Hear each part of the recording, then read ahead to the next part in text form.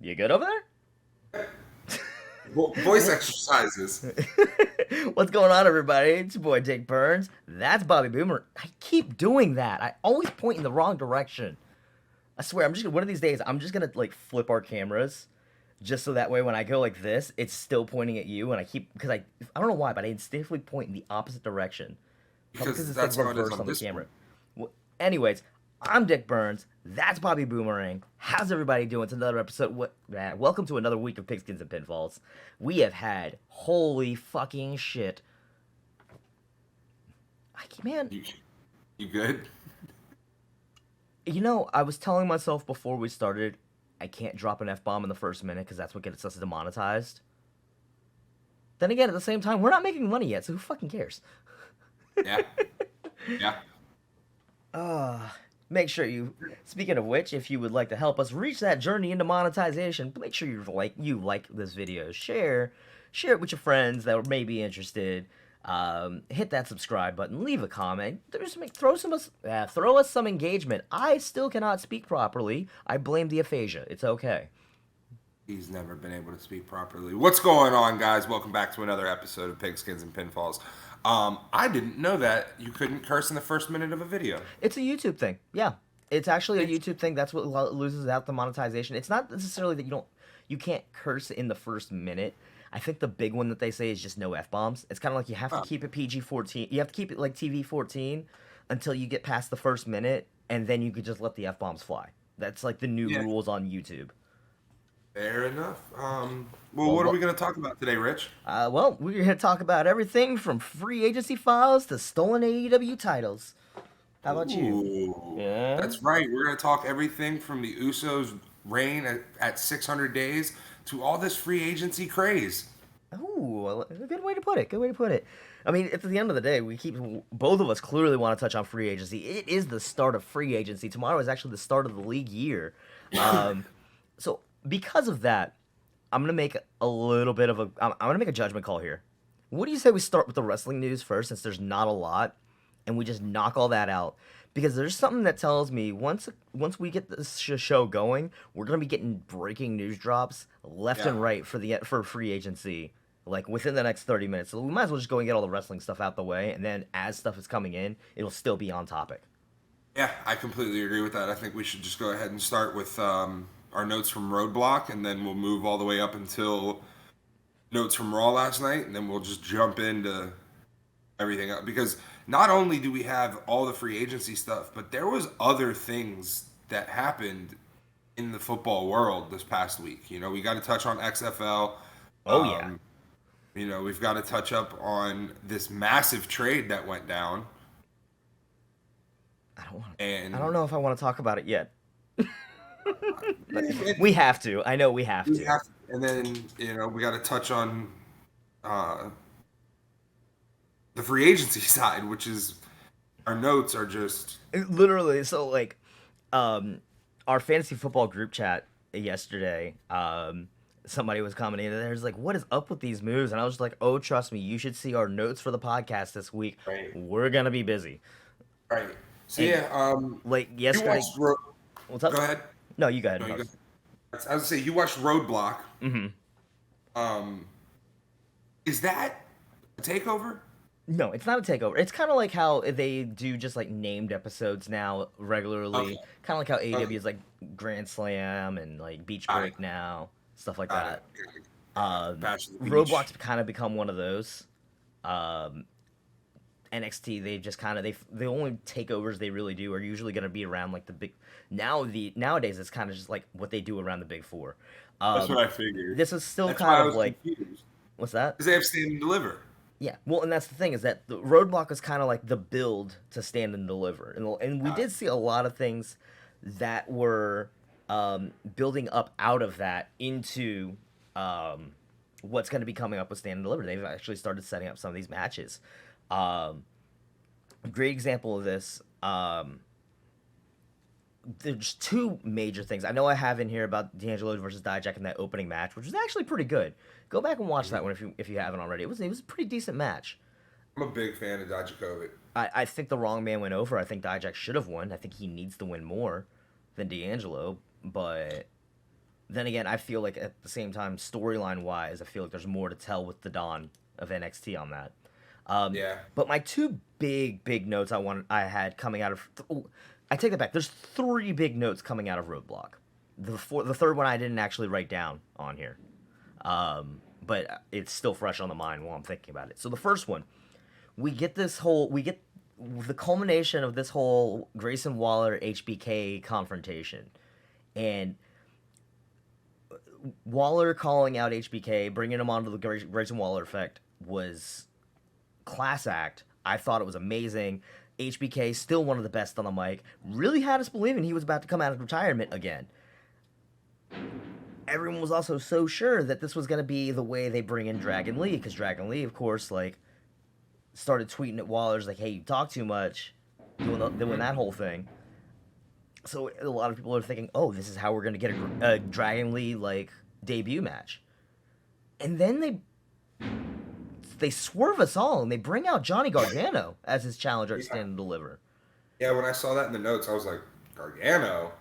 And, like, at the same time, like, I am all in on that. Let's go. Like, because like, the way they built it up was just, like, Gargano bleeds black and gold, and is like, he will forever be NXT, and they really, like, it's true. Johnny, for the longest time, was Mr. NXT. He was Johnny Takeover. So... And it's not like he's doing a whole lot on the main roster. I don't think he's involved in a storyline on the main roster right now. No, not really. Like, even... He had that pretty good showing at Elimination Chamber, but what's he done since? Well, I mean, like, even, like, last night, he had a match against Judgment... him, Loomis, and Candice had a match against Judgment Day that went really well. And that was just last night. But again, it's just, like, at this point... Yeah, he's kind of lost in the shuffle at the bottom of the card, which again, they're just trying to, like, establish him first. Let them establish their characters on the main roster first. They have plenty of years before they have to. They have plenty of time before they have to start worrying about moving up the card.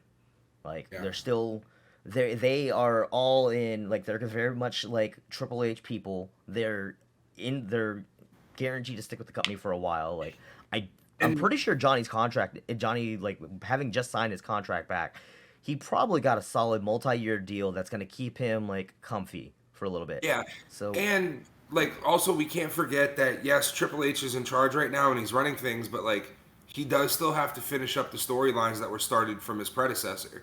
Absolutely. So, like, I think that after Mania, like, you and I both have been big fans of what Triple H has done so far. Absolutely. Yeah. And I feel like that's the vast majority of WWE fans are thrilled with what Hunter's been doing.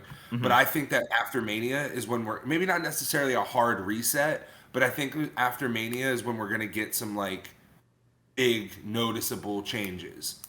I can agree with that. Absolutely.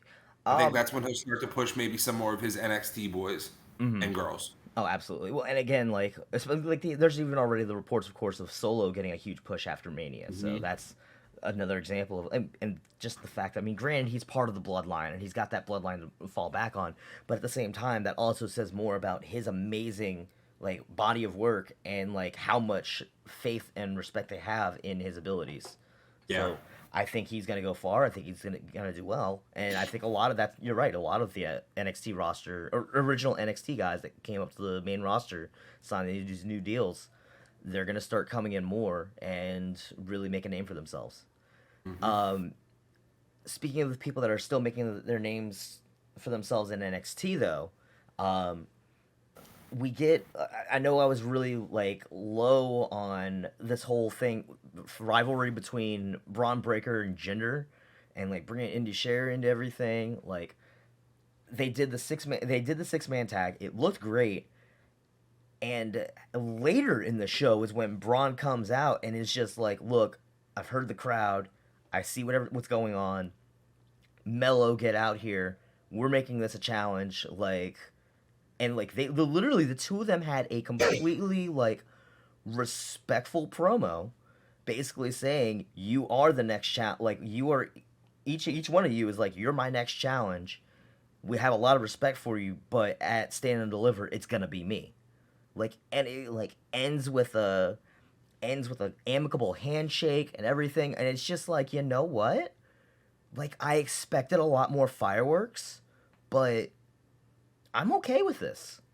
Simple is good sometimes. Simple is good, and especially because like if you're gonna build the both of them, like Mello is Mello has transcended being a heel and is more of a tweener now.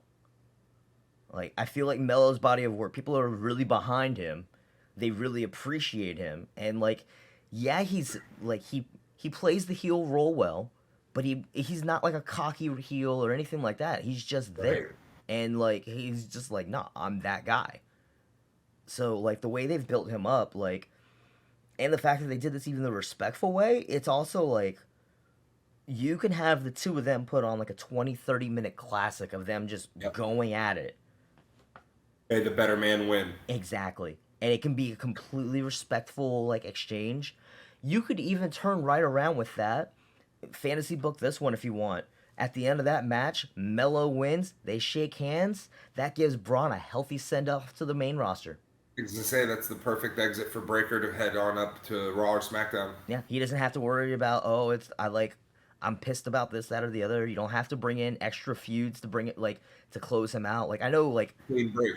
yeah, you can give him the clean breaker, and then just go. I know that was low hanging fruit. I'm sorry. Anyway. Anyways, but like, yeah, no, it's a clean transition to the main roster. I think it'll do really well for him. And like, dude, sometimes simple storytelling is like the best way to go. Hmm. You don't need to overcomplicate everything. We don't need to make everything so drastic and like, This is just yeah, like it's just like we said with this whole situation with Roman and Cody right now.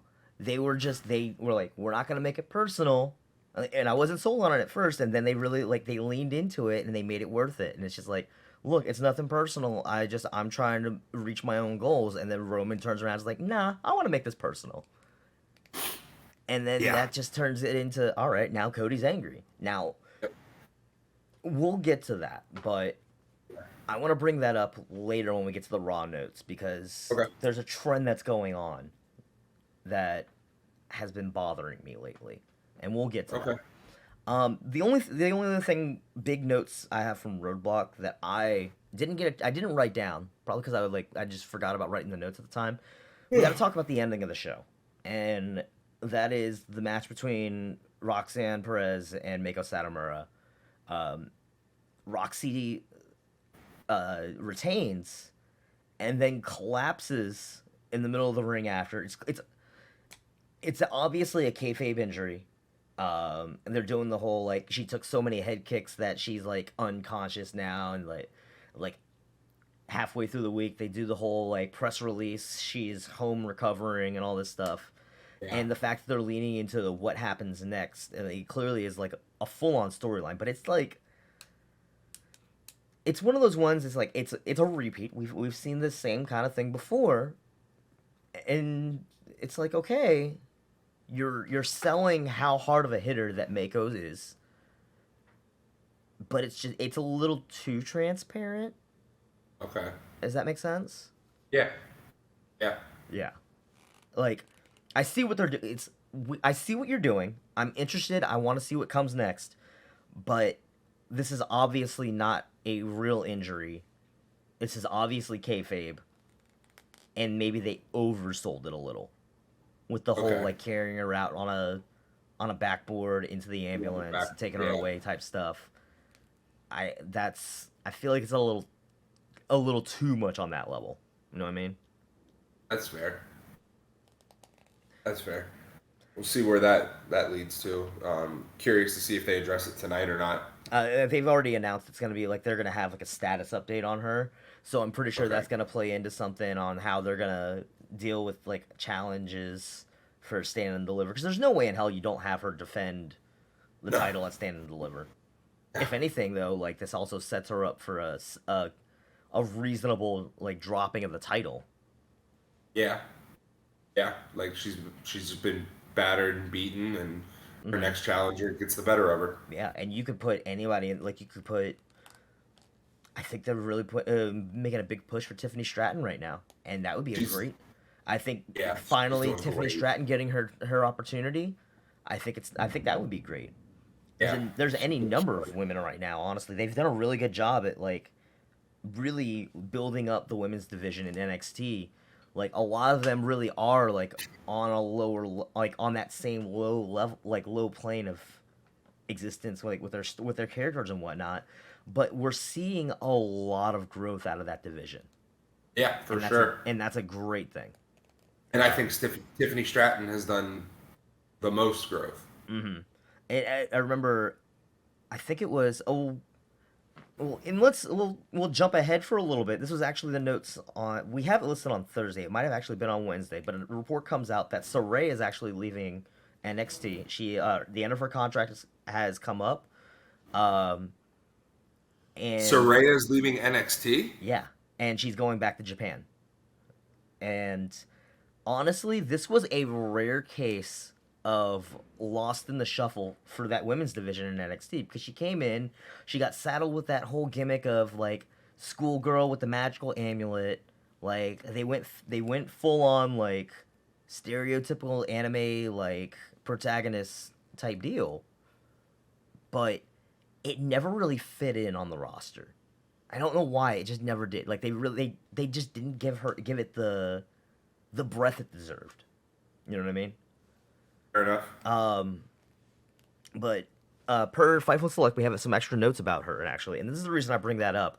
A couple months ago, when she worked with Tiffany Stratton, she actually said she enjoyed, like she reported it saying, like, no, I really enjoyed that program. Tiffany's great, and I was really happy to be part of her building blocks. And similarly, she spoke very highly of the rest of the women's division in NXT, just like that. That she and a lot of people like they said one of the bigger things was the language barrier, and yet at the same time they learned how to work around it, and she everyone was all like everyone spoke highly of her. She spoke highly of everyone else. It's a good You love to see thing. that. Yeah, it's a great thing when you get to see that out of people. It's just like there's no Yeah. hard feelings. Everyone can shake hands, be like, "Hey, it didn't work out here. Right. Peace. Right. Nice to And meet who's everybody. Like, I really appreciate this. Thanks for the opportunity, Hunter." One of the big things that also went into this as well, and that also was reported by Fightful Select. The writing had been on the wall that she was going to be leaving at least since early last year. And that was mostly caused by a lot of her supporters that behind the scenes, like backstage, were people that had been since removed. One of the people that was namely very high on Saray before their departure, was William Regal, and of course, we had this whole issue of Regal leaving, going to like getting fired or getting let go, going to AEW, and now he's back on the main roster in like a training role. So like, or like an executive role. So it makes sense. Yeah. Um, And who's to say that, she doesn't go back to Japan and, you know, within a year, 2, 3, 4 years comes back. Like look what that's happened with always yeah, especially with Cody, Drew, like on a lesser degree, carrying Cross and all the Vince fires that are now re-signed. But that's different. yeah. That's not the same. So right now she's already scheduled. Like she's already got bookings in Japan for as soon as May, and they've already said like that she's gonna go back to being Siri. She will most likely go back to Stardom. Um, I see her as being a solid challenger in that division for Mercedes Moné. Even make her a solid challenger because she has a lot of history in Stardom. Like Yeah. she made her name in Stardom before she ever came to NXT. Like let her go back and just run roughshod in Stardom now. Yeah. Go for it. Why not? Yeah. Um. And that about does it for NXT news for the week. Mhm. Um, I'm gonna take this next one. Go ahead. So we had Wardlow, who is our new TNT title holder. Was Correct. our new TNT title holder. That's that's right. That's right. Was. And somebody broke into his car last week Mhm. and stole all of his stuff out of his car. Chief among them, the TNT title. Yeah. And when I first saw this, dude, my first thought was like, it's a work. Then I saw the pictures Wardlow posted, Mm-hmm. and bro, like, he didn't just forget to lock his car and somebody walked by and No, carjacked his shit. Like, no, they they smashed that shattered window. his windows Mm-hmm. and like took his stuff out. First of all, the huevos to break in and steal from Wardlow You can't is guarantee that they even knew it was Wardlow stuff. that's true. If they did, it makes they're insane because like the last thing I want to do is have Wardlow mad at me, right. um, you know. And then like my second thought was like Chris Jericho when he lost the world title right when AEW first became a thing, and Got he was at like drunk a at Texas state, Roadhouse and left it on the yeah, top of the limo. yeah, like that's funny. It The got lost. Wardlow's right. The It was Wardlow stolen. situation. Wardlow situation is not funny, man. Yeah, no, Because and like like that was a lot of what everyone was saying is that like at first everyone was instantly reminded of Jericho and his incident, and then everyone started seeing those pictures of Wardlow and his vehicle, and it's just it like got real. it It got got very really real, real. and it got very real even on the show when he comes out in like street clothes and like a borrowed tank top from FTR. It's like thankfully I got some boys backstage that were willing to let me borrow some of their clothes and let me get my own gear, let me get some gear. And it's really cool because then they turned it into, they were just like, you know what? If that's how it's going to be, then we're just going to turn this into no holds barred, turn it into a street fight. Did they recover the belt? I don't know. I mean, they did have a TNT title for the Well, match that night, but you know that most promotions have a TV title and then a regular title that obviously, they yeah. actually like, take out. So Yeah. Like, you have, like, the multiple ones for these exact purposes. You never right, know. right, So, yeah, it's unfortunate. And it's also unfortunate when you consider that he was already slated to lose the title again the next night. Like we called it, he was fed to Hobbs. No, he wasn't necessarily fed to Hobbs. right. They of course, they ended it with an angle where he gets attacked by QT. Which is funny because we were just asking the other week, where's QT Marshall been? Right. And now we've got a program building with QTV and Will Hobbs. I guess QT is trying to become his own Miz now. Yeah. I mean, I'm just gonna eat that man alive. well, no, Hobbs is like sided with is like on Oh, they're in together. working in conjunction, but like now you're getting a Wardlow QT Marshall feud out of this. And Wardlow's gonna eat that man alive. oh, absolutely. And at the same time, what else would you want QT Marshall to do? He's not one of your he's not one of your biggest names, but Yeah. Give him something to do. yeah, it gives something both of them something to do, especially if you want to keep Wardlow out of a title picture for now, and just Right. give him some good storylines to build his character back up, because he was off TV for a hot minute. Yep. So, sticking with AEW, Mm-hmm. Saraya, Uh-huh. however pronounced, formerly known as Paige here, she said that a good way to celebrate International Women's Day is to give us women's tag titles. She's What are your thoughts on that? she's actively campaigning for it. There's a lot of arguments already about how poorly the women's division is being treated in AEW, and how there's already not enough of the right spotlights on them. And Saraya has been consistently making this argument now for women's tag titles in AEW.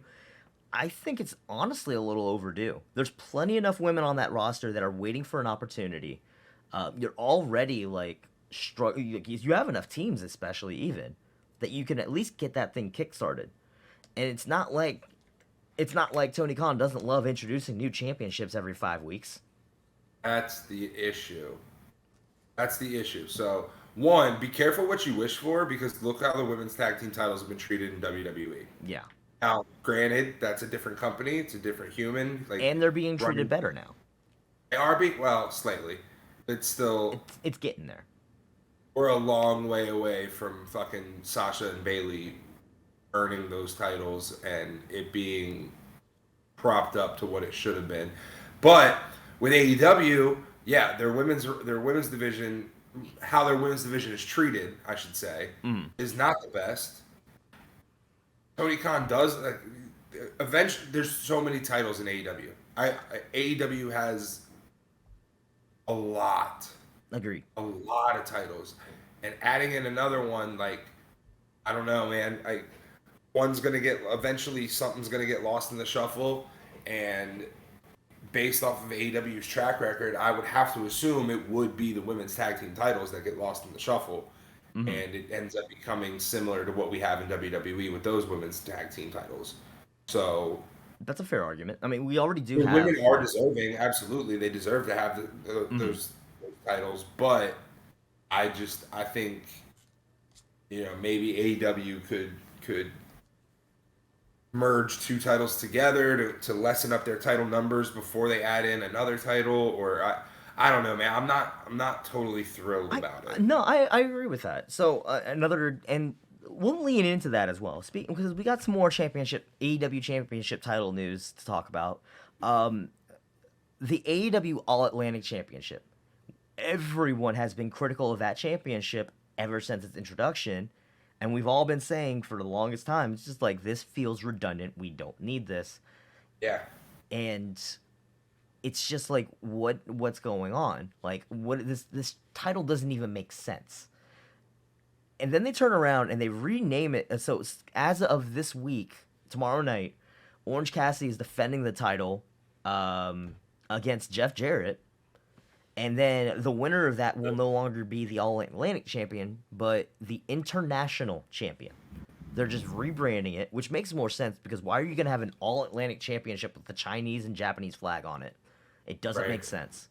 Making it the International championship at least makes sense now. It's still already one too many titles. I agree.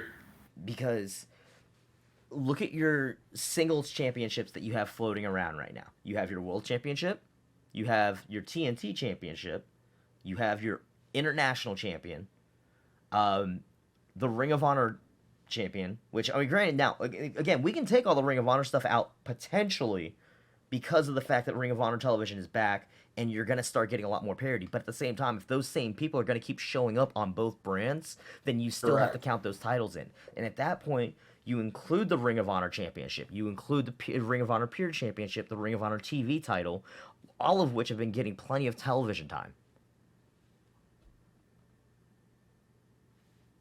Where's their room? I think inevitably what's going to happen is that International Championship will get merged with the TNT Championship. Yep. It's gonna happen.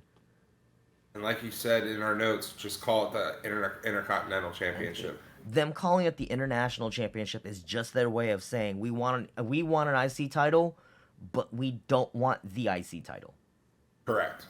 It's like I'm reminded of TNA in the early 2010s, where they just start coming up with titles to include people. The TNA Legends title, which became the King of the Mountain title, the Impact Grand Championship and champion there for a while, back in 2017. If anybody remembers that was honestly kind of disastrous. There's again that issue of too many titles, not enough people getting the proper airtime to get those titles. And while we're at it, let's talk about how honestly, what's going on with Jade Cargill and that TBS championship. Yeah, they're making her a dominant champion by having her go on this undefeated streak. But who has she really faced of notoriety? Yeah. We're at the point now where I love how everyone is calling now. It's like, why has she not been in the mix for the main champion? Why is she not in the mix for the women's championship? Why is she content just chilling there with the TBS championship like she has nothing else to work for? She's been chilling. She should feel especially if you want her to be as dominant as she is, she should definitely be in there dominating that main event picture, which has been honestly a little sloppy. Yeah. And I don't like the name. I hate naming your championship after the TV network. I don't like that. I don't like the TNT name, and I don't like the TBS name. Yeah, but we know why we did that because corporatization. I know. It's playing good with the parent company. Right, and yeah, but for real though, like you said, like how if okay, you're the best woman in AEW, why are you not going after the women's championship? Why are you All just of sitting her there victory, chilling? like all of her victories, have been against inconsequential people. Like, let's start seeing Jade Cargill against some of your uppers card title in that women's division. I guarantee Yeah, you that will draw. I would love to see Britt Baker. I would love to see her versus Britt Baker. I would love to see her versus Ruby Soho again. Now that Ruby's yeah, like way up the card, give me Jade versus Jamie. Let's go champ versus champ, just for the sake of having a champ versus champ. Just to say, let's see who's better. right, Like, right. give us some stakes here. Otherwise, you're just like, this is basically just Tony saying, I'm going to give a title so that way we can give recognition because everyone should have a participation award. Yep. So I can see that argument as well. I think Soraya had the right intentions with that, and the fact that she is trying to highlight the women's division more, and that has always been her goal. But you're right. Another set of titles is probably just going to make things even more lost in the shuffle. Mm-hmm. Mm-hmm. Um, You want to talk about Bryan Danielson?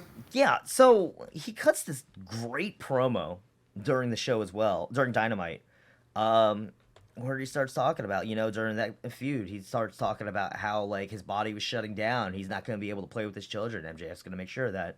And then he starts talking about, like, yeah, I'm beaten down, I'm busted, and I think maybe it's time to go home. The question is this time for me to go home code for I'm changing to somewhere else? Like, I'm changing where I'm at. Now, obviously, I don't know, I don't have any information on his contract status. I wouldn't see why he's not still locked down to AEW. Right. But him saying time for me to go home, this could mean taking time off. Or it could be him going to Ring of Honor. Or it could be him returning to the WWE. All three are very viable options for Very him. viable. And when you think about it, his position at the top of the card in AEW is unnecessary. He has Correct. already made his name. He is very rapidly becoming lost in the shuffle. And I even have here in the notes, it's like, we had a full Blackpool Combat Club heel turn with their post-match attack on Dark Order on the same show. After that, you get into the white color choice. I do think it's really important to get a new pair of white shoes. Television? I agree. Especially when it's $29.90. Give me a second. Yeah. A ton of wear out of them. The fun colors, the sage is interesting. I really like that. If you picked up Interesting.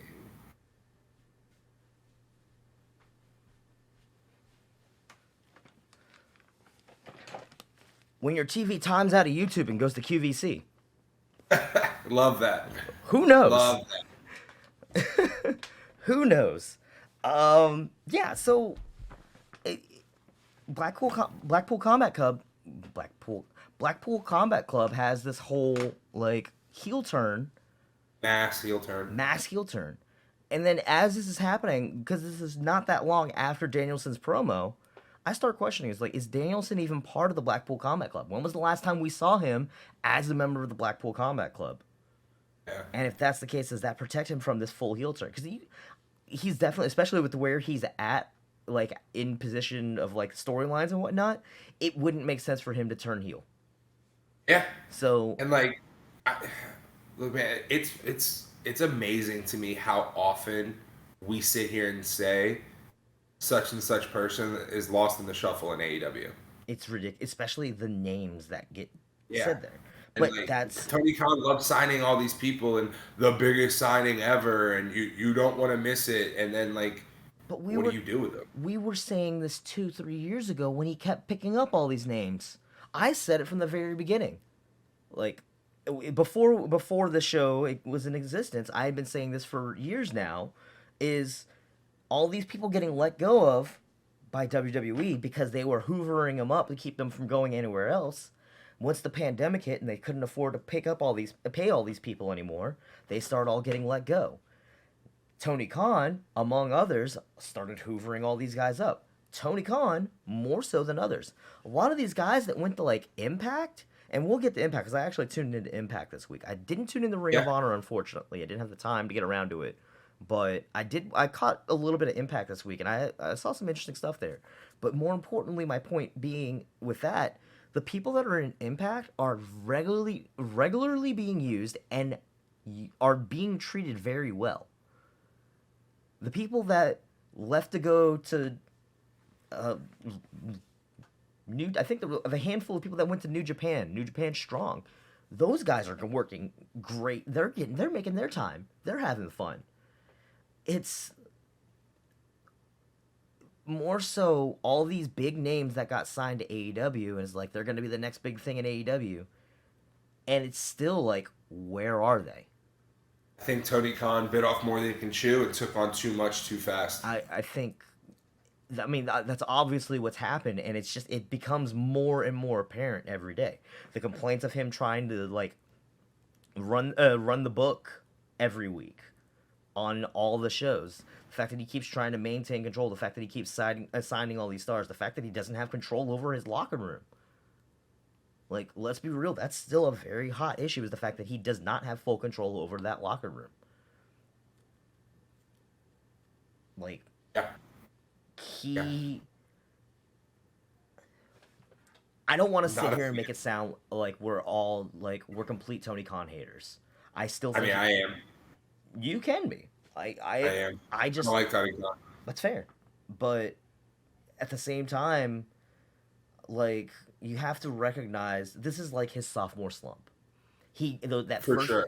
for that, It's a that first great couple way of to years, put he was like hot, and now that he's out already at that point now where a lot of those big contracts that he first signed are coming up, and you got a lot of complaints about all these people that came in and took the spot. Like, that's a legitimate like argument. Yeah. So what else can you Yeah, I agree. I agree, and I think he could. I think he could do with like some more help backstage do? on like the executive level. Absolutely. I think that's so that's a really good way to put it, because when you look at the comparison on like the corporate side of things, right? When you look at AEW, it's always Tony Khan did this, Tony Khan did that, and a lot of that had to do with, of course, that we saw over the past year or two, all the issues with, well, Omega and the Bucks were handling all that stuff as EVPs, and they were doing a poor job at it. So now Tony kind of has to like rein it back in. Right. But Tony has not been surrounding himself with enough intelligent people behind the scenes. He's making some moves, but I feel like some of those same moves are people that have their own agenda. Yeah. A And great example of this is Jeff Jarrett. I'm sorry. Yeah. I'm going to call it like this. completely agree. Why is Jeff Jarrett competing for a singles championship in 2023? Yeah. Right. I can understand if he has some pull backstage, but no one wants to see Jeff Jarrett competing for a title in 2023. Nah, man, Not like, I don't a even single person. I don't know, because like I don't even understand him having pull backstage. If anything, he should have respect backstage. Yeah. Pull for what? For Because what? because You he's got fired from WCW. You got fired from WWE multiple times. Like you went and made TNA. and GFW. Right, and like Jeff Jarrett, I feel like he's always shown that he's been in business for himself. Like remember in WCW when he just laid down. Him You holding know? up the Intercontinental Championship against Vince. Right. Like, and also like another thing that I think is important to remember is like, just because you're a fan of wrestling doesn't mean you can run a wrestling company. Now let's not go that far. Let's not take away the fact that he still has enough expertise in the role to be labeled an expert. He Does he? as a subject matter expert, and let's be real, there's still plenty of worse bookers that we've seen out there. Other I than agree. Jeff. I'm not shitting all over it. I guess I did word that poorly, but it's hard to run any company, especially a company where you're putting on what 5 hours of live content every week, 4 hours More, of way more. You got to remember, okay. Dark. Nobody's watching Dark that much, but Dark, Elevation, Ring of Honor, and AEW Dynamite. Yeah, I guess you're right. Dynamite and Rampage. Okay, so 10 hours of live TV. I mean, that's more than what WWE That's is more than doing. 10 hours. That's more than 10 hours, dude. Let's say that, like, the average Dark and Dark Elevation is at least an hour and a half. That's 3 hours apiece. Dynamite's another 2. That's 5. Ring of Honor, that's another 2. Rampage, that's another 1. Right there, that's what, 8? 8 8. hours in itself? And that's a lot, man. Like, you figure WWE only does 7. 8. Main event. 8. Is main event live, though? No. Can you watch main event live? No. Exactly. But at the same time, you can't watch Dark or Dark Elevation or Rampage live. That's Or true, Ring of you're right. Honor live. Dynamite's their only live product. That's true. So you can't really But use still, that it's a lot of excuse either. It's But a the lot of difference here content. also is that the WWE has been using an entire team of writers for decades. And they spread that responsibility around. They have dozens of people producing matches. Like, every week we see... Fightful Select, this is not an ad, obviously, but I'm a proud subscriber, and every week, like 30 minutes before the show, we're getting full breakdowns of what's happening segment by segment by segment, and then usually like 2 days after, we're finding out who actually produced each segment, and you see right. an entire versatile list of names that are getting Right. involved and doing their part. When you look at who's doing the booking in AEW, there's a couple hands involved, but it's all surrounding that one big name at the top. Tony Khan. Whereas in WWE, it feels like there's a lot more like communal effort. Yeah. Yeah. Yeah, I mean, could you imagine, like, all right, let's drop that down into a smaller scale real quick, right? Mm-hmm. Could you imagine doing Pigskin and Pinfalls by yourself? Fuck no. There's a reason that it took us 3 years to get this off the road. Right, but even still, like, so far, this is episode 7, Mm-hmm. and this week was the first time we both went to add the same note at the same time, ironically enough. We literally had kept it. Well, and a lot of that too was just because we've been kept on our toes with free agency. But what I'm saying is, a lot of the times, you get notes that I miss, I get notes that you miss. Or And, like, just having more eyes on what you and I are trying to do allows us to cover more. Now, extrapolate that to a much bigger company. Tony Khan's busy, dude. Like, he's got a lot of shit on his plate. We have this argument almost weekly now. He's got so much stuff going on, running both AEW, Ring of Honor, doing all his stats for the Jags, doing all the work that he does for the what is it, Fulham that they own, which is the football club in the UK that they own. Just those are a lot. That's a lot of responsibility for one person, and he's visibly made himself overworked and overloaded his plate. Like, if anybody knows anything about overloading their plate with too much work, it's me. It's very much me. 6-job rich was very much a real thing at one point. Like, Wanna hang out? Can't. Working. What about tomorrow? Working. Tomorrow night? working. You tell me when you're free, bud. I think Good that's luck. enough. I think that's enough on Khan and AEW. That was our last AEW note for the week. Oh no, we have one No, more. we've got about plenty Miro. more. Actually, one of the things. So, it looks like the only real other AEW note I have, honestly, is Miro. Miro has been trending on Twitter almost nonstop for the past week, and there's one prevailing thing that's been floating around that I really want, and it's this idea that Miro be the next challenger for MJF's title. Now, let me explain all the reasons why this could be great. Because, one, Miro's not been on television for God knows how long. People want him back. People, like, the show needs him back. He is a great hand to have. And again, with him being lost in the shuffle right now, that's got to be there. You got to do something with him. And granted, yes, it has a lot to do with a lot of bad creative that he's turned down. A lot of the creative that there is a commonly floating around theme that I was seeing on Twitter this entire week was all this idea of MJF calling himself the devil, but Miro is the God's redeemer. It writes itself. Why not just go ahead and pull that trigger? Like, it just makes sense. It does. It does. And I mean, you and I are big Miro fans anyway. Mm-hmm. So why not?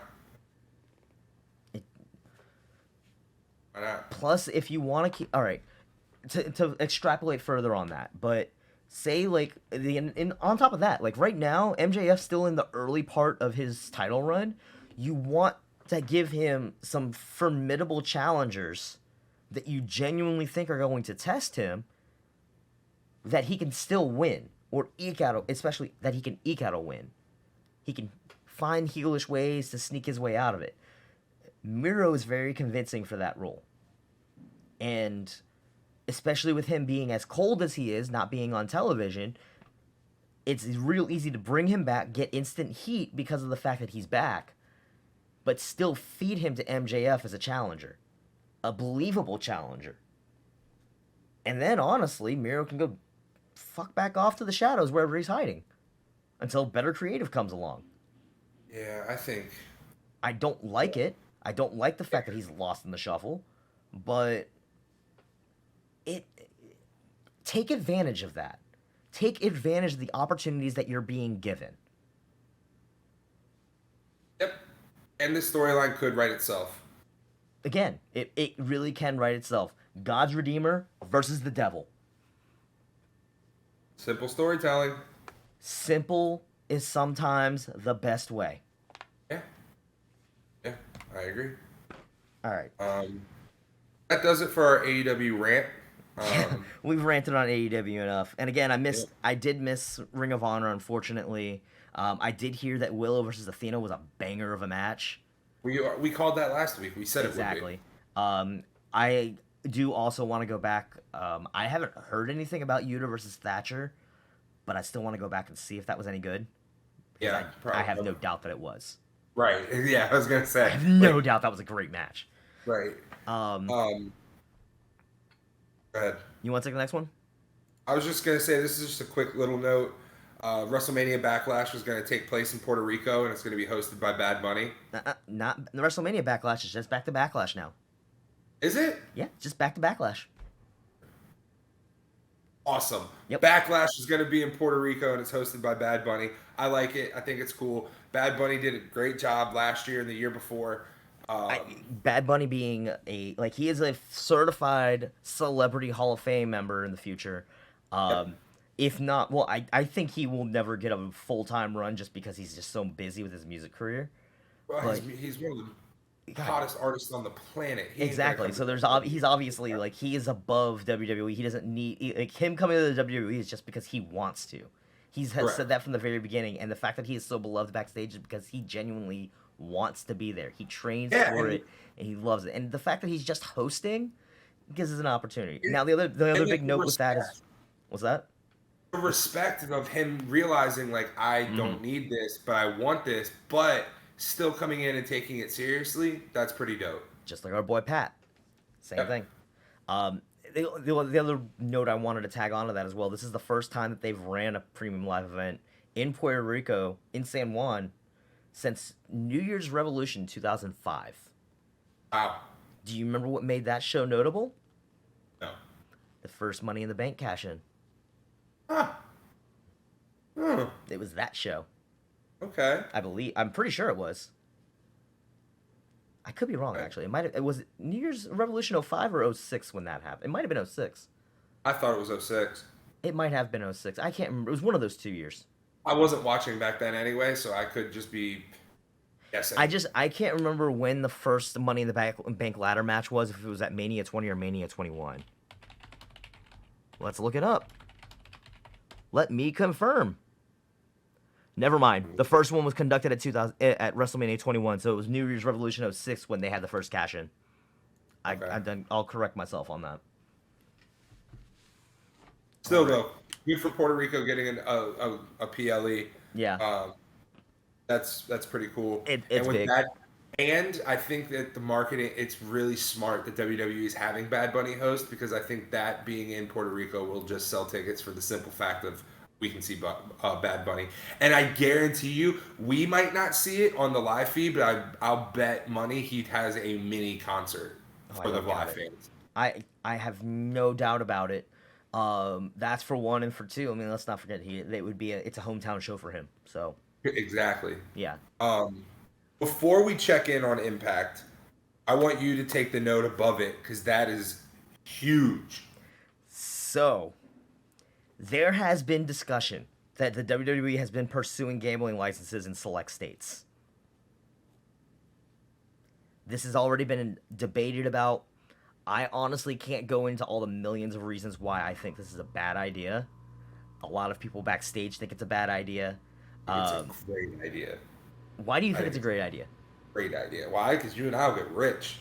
That's not the point. No, honestly, our pick records, we would not be rich. Okay, we would make a little bit of money, but we would still lose a lot of money too. Okay, our picks are not always perfect. Yeah, you're right. Now, but here's you're right. Here's if the I big take reason my why jokingness out of it, it's a terrible idea. Yeah, the biggest things about it too is that one, in order to maintain the integrity of the betting, a lot of key personnel can't know about the finished matches, to include the people in the matches. Yeah. Everything is sealed under lock and key through Ernst & Young, which of course I may or may not have worked for at some point. Consultants in general, let's be real, like, granted, at least you're going through a third party, but that locks in answers. And granted, that keeps you from some of those last minute swerves that were notorious in Vince's day. But if somebody gets hot on the run up to a show, a la Sami Zayn right now, there makes zero room for there to be any sort of build up to that. You can't have natural progression to those storylines, because it's well, it was already in the cards 3 months ago that he was going to lose this match, so there's no point in building him up. Or what happens if, look at Rock vs. Hogan at 18, where they had to flip roles based off the crowd, or there's been times where changes have been called in the ring. Mm-hmm. Okay, I'm gonna throw a real big one at you. What happens if somebody gets injured during that run? Well, how far out would they have to give up this information? It would have to be months in advance. That's the thing. You would have to be months in advance. What happens if somebody gets injured 3 weeks before a major match, and it takes them out of that match, and they have to completely change everything? What happens to those betting odds? Yeah. There's a lot of reasons why it won't work, and I'm hoping. I really do hope it doesn't happen, just because. Yeah, I mean, I like what they do with DraftKings now. Who's gonna hit their finisher first? Yeah, stuff like that is how many times will Roman Reigns hit the spear? Mm-hmm. I like that, because that even WWE doesn't know the answer to. They could say you go out there and you're gonna hit a spear, he's gonna kick out, and then you're gonna hit a spear to finish, but sometimes somebody accidentally kicks out on the second one, so now Roman has to hit him with a third. You know what I mean? Mm-hmm. Even WWE is not going to know the answer to some of those questions, because a lot of it is, you and I go out into the ring and we're just going to call it when we get out there. Yeah.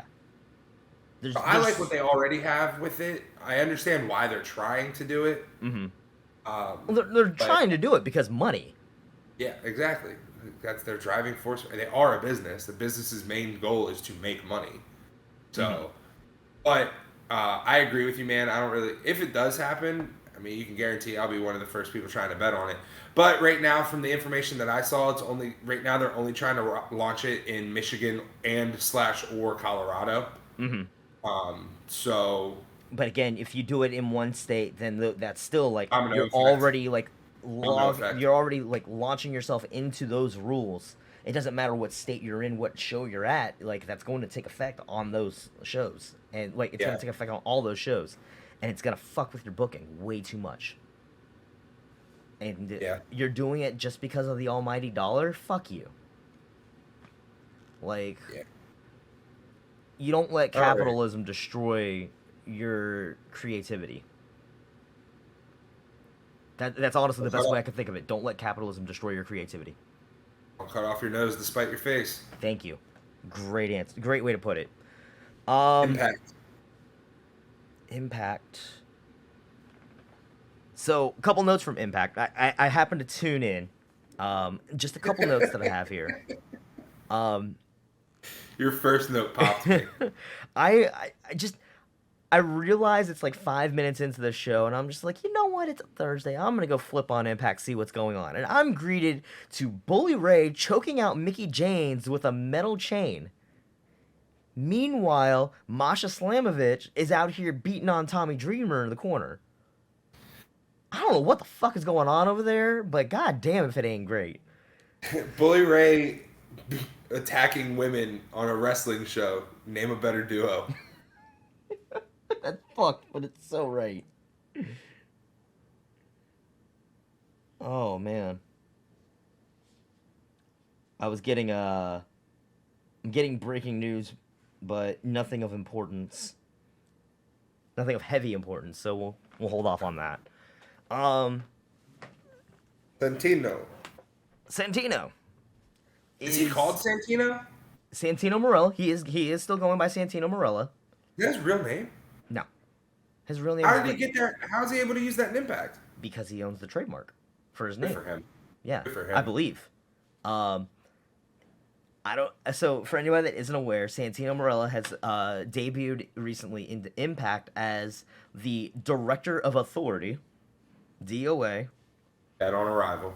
And honestly, if there's one thing to take away from Impact, he is probably one of the best. He is the best general manager in wrestling right now. Is he Hands still down. Santino Marella? Is he still like that? He's just picture, instead of him being overly comedic and only being the butt of all the jokes, it's like him being a comedic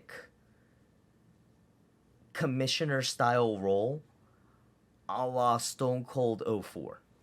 Okay. That's like the best way to put it, a la Stone Cold 04, but with like his trademark like accent. Okay. And then I was this watching week, compilations of him calling wrestlers the wrong name the other night, and it's so funny. yeah. Listen here, John Cena.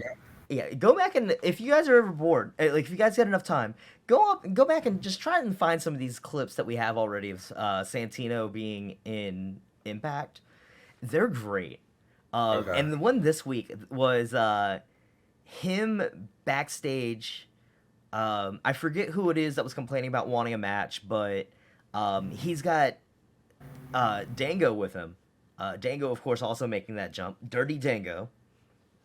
And he's still doing my this whole beating like heart.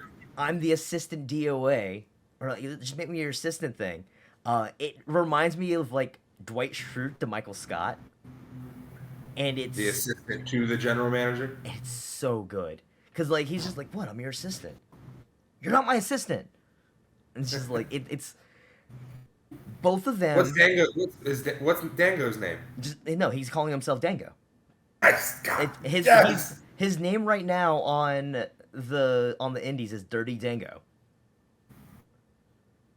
For those of you who don't know, I am a massive Tyler Breeze fan. And when Tyler Breeze and Fandango did the Fashion Files, I was all in on it. Like, I loved it from A1. And I've only ever bought one wrestling shirt. And it's It's a Fashion Files shirt. yeah. So yeah, that's a thing. And honestly, it's such a great thing. It's so good. X Division title being defended at Multiverse United in a six-way match. They did not specify who will be the champion at that time, so they're trying to build some. That's who it was that was complaining about wanting a match. To Santino was Trey Miguel. and was talking about like all this complaints about the what's gonna happen with the X Division title, and that's when Santino's like, that's being competed for in a six-way match at Multiverse United, and there's gonna these, and he names off the 5 challengers. I don't remember exactly who they were, but it was a couple of New Japan names. It was a couple of mid-card AEW or Impact talent, and then he basically says, and then whoever is champion at that time will get that opportunity. Didn't specify if it's gonna be Trey Miguel, so it's already saying like, no, you're gonna have a hard run up on the way there. And then the main event that night, the main event this week was Mickey retaining her women's title against Giselle Shaw.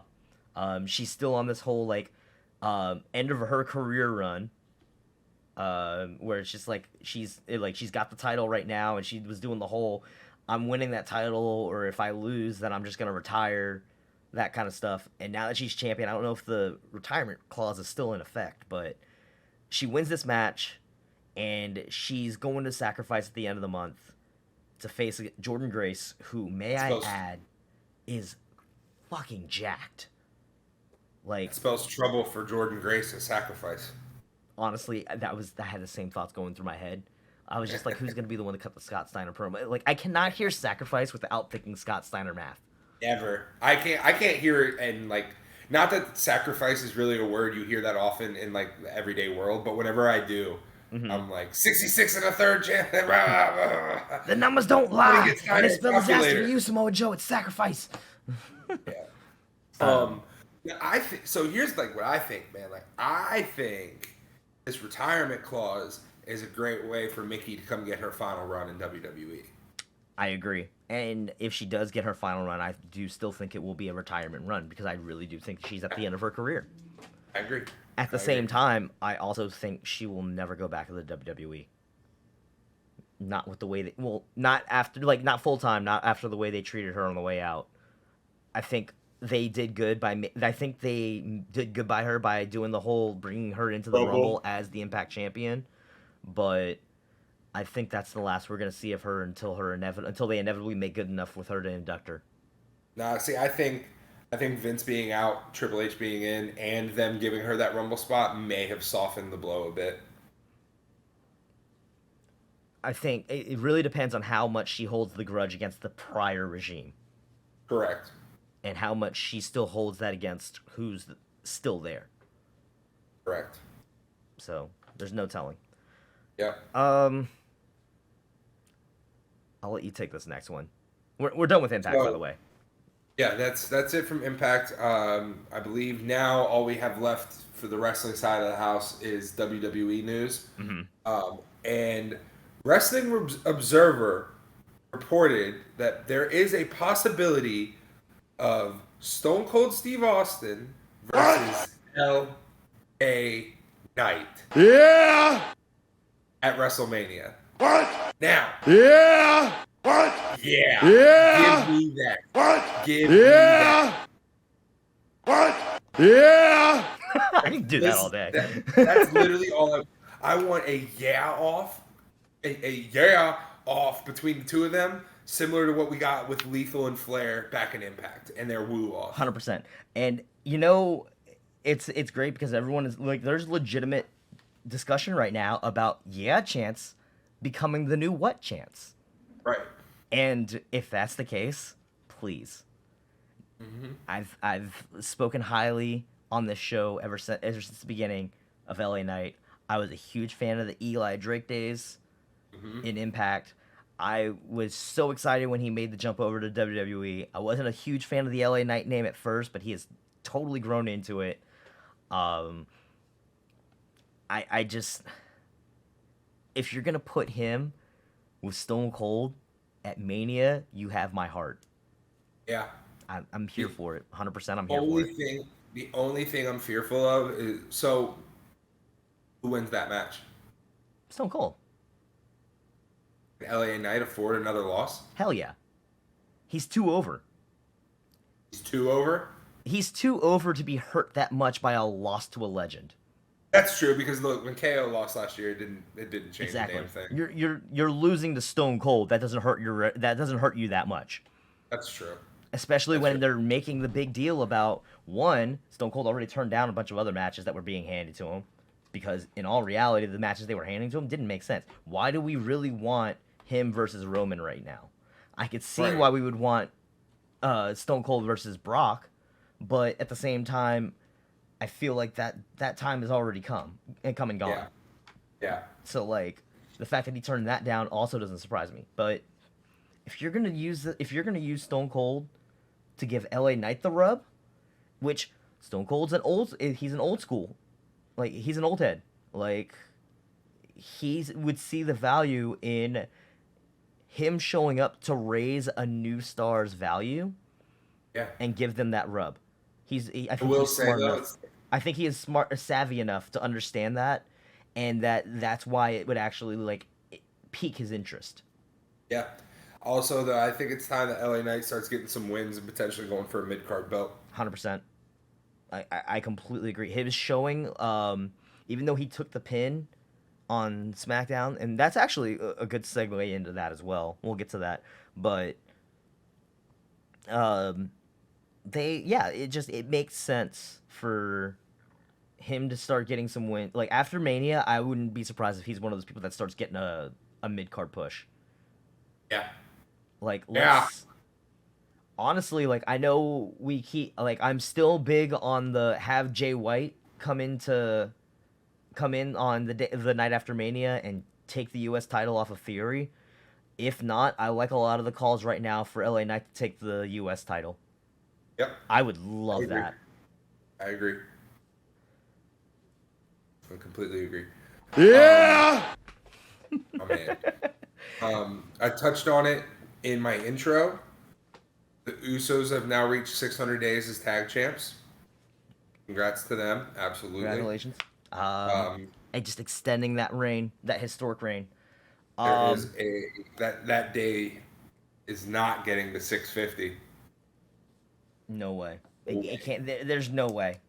And while we're speaking of championship reigns breaking records, I do want to acknowledge something that was in the news this morning that I didn't have a chance to write down.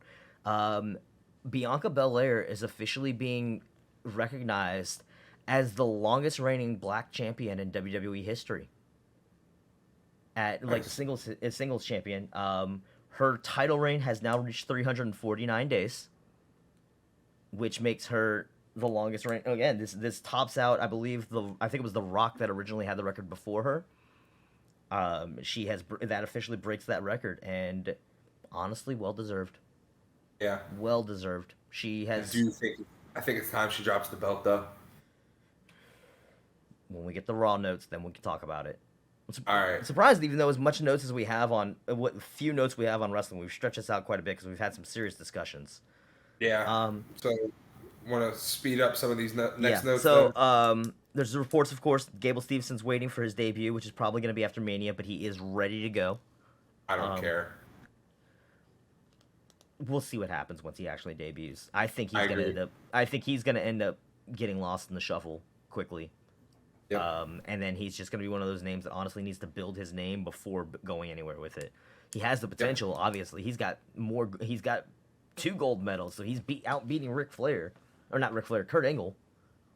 I don't know. Words failed me there. Yep. It's that aphasia, man. Reports that the WWE are trying to sign the Elite. Shocker. It's been in the note.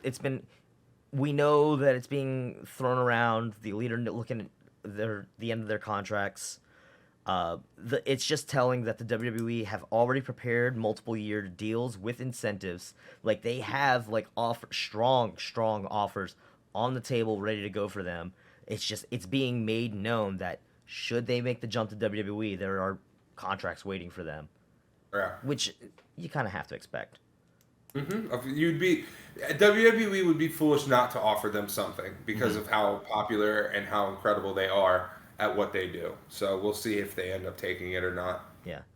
The notes that we have out of SmackDown, again, a lot of SmackDown and Raw this week were both just building up to shows, building up to Mania matches, confirming Mania matches. Trish. We'll get to that when we actually talk about their segment on Raw. Got it. I'll bring that up then. All right. So the only So a couple notes for the for SmackDown here.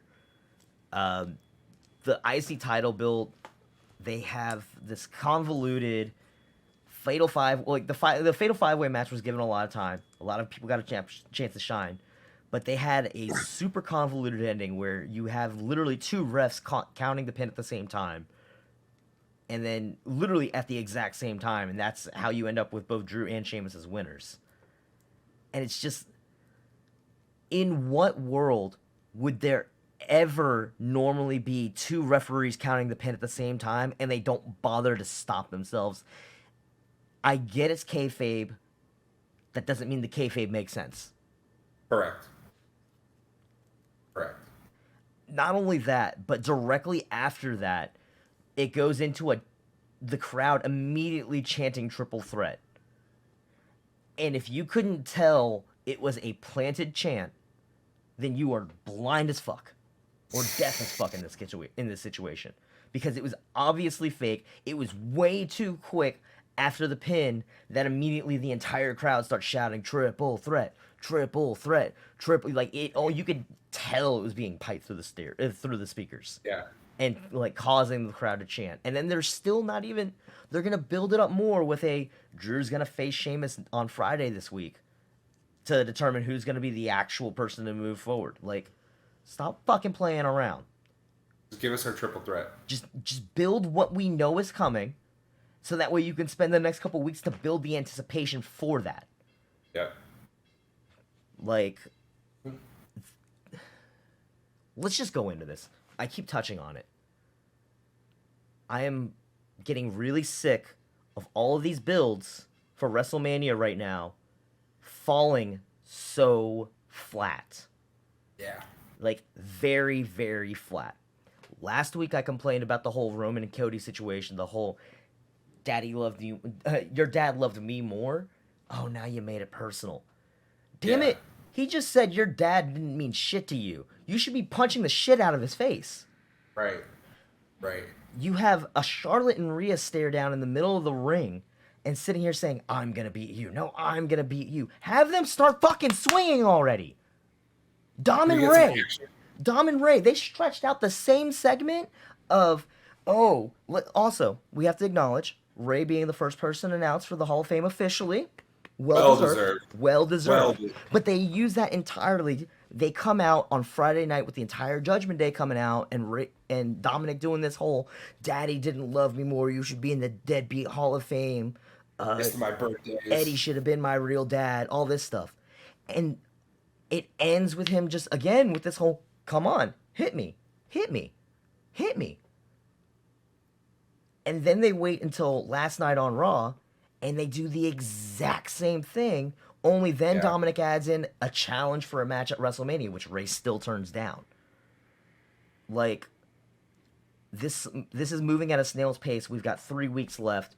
Honestly, I get that they're, like, what it seems like they're building up to, and I've seen this being thrown around a lot, is that they're inevitably going to wait until the Hall of Fame ceremony before they make it official. And it's going to take something like Dominic swinging on Conan. It's still way too slow of a build. Some slow builds are good. Some slow builds are entirely bad. But like, you know, when the Sammy slow build was perfect. We praised that on our first ever show. But like the Sammy and KO build right now is even still moving way too slow. So yeah, so what I'm getting at is some slow builds are good, but when all of your stories have a slow build, it's bad. It's very bad, especially this close. We need to start seeing some fireworks. Action. We are 3-4 weeks away from Mania. We need way more fireworks. Last night on Raw, we had same issue. Last night on Raw with two other builds. Edge opening the show to challenge Finn for Hell in a Cell. You saw that 2 months ago. Well, it was also reported it originally happened at the Rumble, but of course Edge was unavailable because he was filming a show.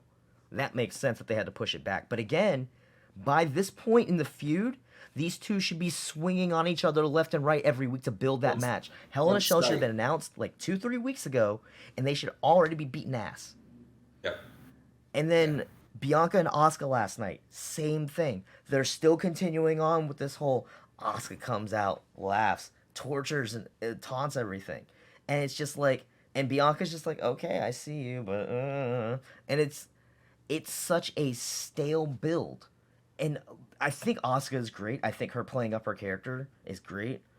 But like this is a great example, and I kept seeing this go around last night too.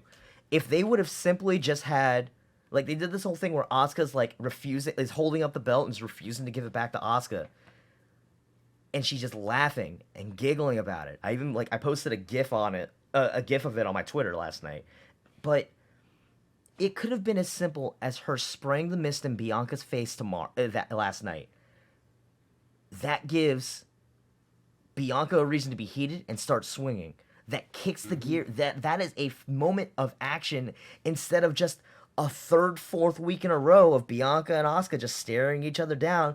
Asuka being creepy and Bianca going, "Okay, I'm still gonna win." Like, Yeah. start fucking swinging. Yeah, and like another thing they're running the risk of is like, because eventually we're gonna get this action, right? Like we know, like eventually Ray's gonna accept the challenge. Charlotte and Becky, or Charlotte and Rhea are going to come to blows. You know, like all of these slow builds are going to eventually explode, but you also can't have all of them explode on the same show because like that's burnout. You can't pop the crowd for some. Like we all want to see Ray hit Dominic. Agreed. And when that happens, the pop is going to be insane. But can you imagine if on the same show, finally Bianca decides to hit Asuka? Mm-hmm. It's not going to hold as much weight because we already saw Dom and Ray go to blows. Which is why you have to stagger your fireworks. But we need some fireworks. This is perfect example is we're getting Joe Dirt, Snakes and Sparklers right now. That is a great analogy. Thank you. That's a great analogy. But exactly, like you're completely right, and this is exactly my point on it. Is we've had several weeks now to build up to all of these matches, and if you hold off the explosion for each week, that like for all of them to happen like the week before, everyone's gonna be burned out by the time Mania hits around. Whereas opposed to you could have been taking this time each week. You go from passive to active with another feud. Then you have all these other feuds that are actively going. Like, it's like procrastinating on all of your major builds. Whereas you could be building building excitement for these matches. Imagine if this Bianca and Asuka feud had kicked into high gear 3 weeks ago. Long after then they could be coming out every week already swinging on each other to keep each other hot instead of just staring at each other. Like, it just makes sense. You're missing so many opportunities. And I know I was holding on to that for Raw, but that's literally like it's been happening too much in the past couple weeks. That it's like I'm over it now. Like last week was great because you finally gave us the explosion for Seth and Logan. Right. That's a great example. You gave that one the opportunity, that one is let flying, and now you've just got Rollins and Logan Paul for the past couple weeks. Now when they encounter each other, it's them swinging and building instant heat because you still want it. You know the match is happening, and you're building excitement for that match every week. Cody and Roman, obviously that's one of the first matches that was confirmed, and you're taking that opportunity to be like, no, every week we can build up excitement more and more and more because it's already established. It's already big. Actually, no, I take that back because I'm still complaining about that build already in as is. Just the fact that they're doing the whole "Daddy loved me more," as opposed to no one's really swinging on each other yet. We should have Cody at this point running through the crowds to attack Roman every time Roman shows up, not showing up on the same show to just stare him down. Motherfucker, he insulted you in regards to your father. Now, granted, the babyface promo that Cody cut last night was enough to like make anybody want to run through a brick wall in excitement, but that's just Cody being a great promo. You're letting Cody carry that banner because he's good at it. Imagine if somebody's not as good at carrying that banner. Right. Right. Yeah, it's. Like, That took care of like almost all of our Raw notes too. So let's just go ahead and knock out the last of the wrestling notes here. You want to take this thing about Flair and Dutch Mantel? absolutely, I do. So Ric Flair and Dutch Mantel, aka Zeb Coulter, are going at it. So Dutch Mantel went out and said that Rick's last match last year against Lethal and Lethal and Jarrett. Lethal and Go Jarrett. figure. Right, shocker. So Dutch said that Rick's last match last year tarnished his legacy, and that Flair has, quote, always been full of shit, end quote. Ric Flair clapped back with, quote, thank God they used the word veteran and not legend, just a miserable old wrestler trying to make a buck. By the way, you never had a legacy to begin with. Woo! End quote. Ric Flair ends and Richard Flair begins. I do have a problem with this. One, nobody cares about two old men bitching on Twitter. That's number one. That's number one. That's number one. Number two, there's been a lot of news lately of Dutch Mantel saying a lot of shit out of pocket on social media.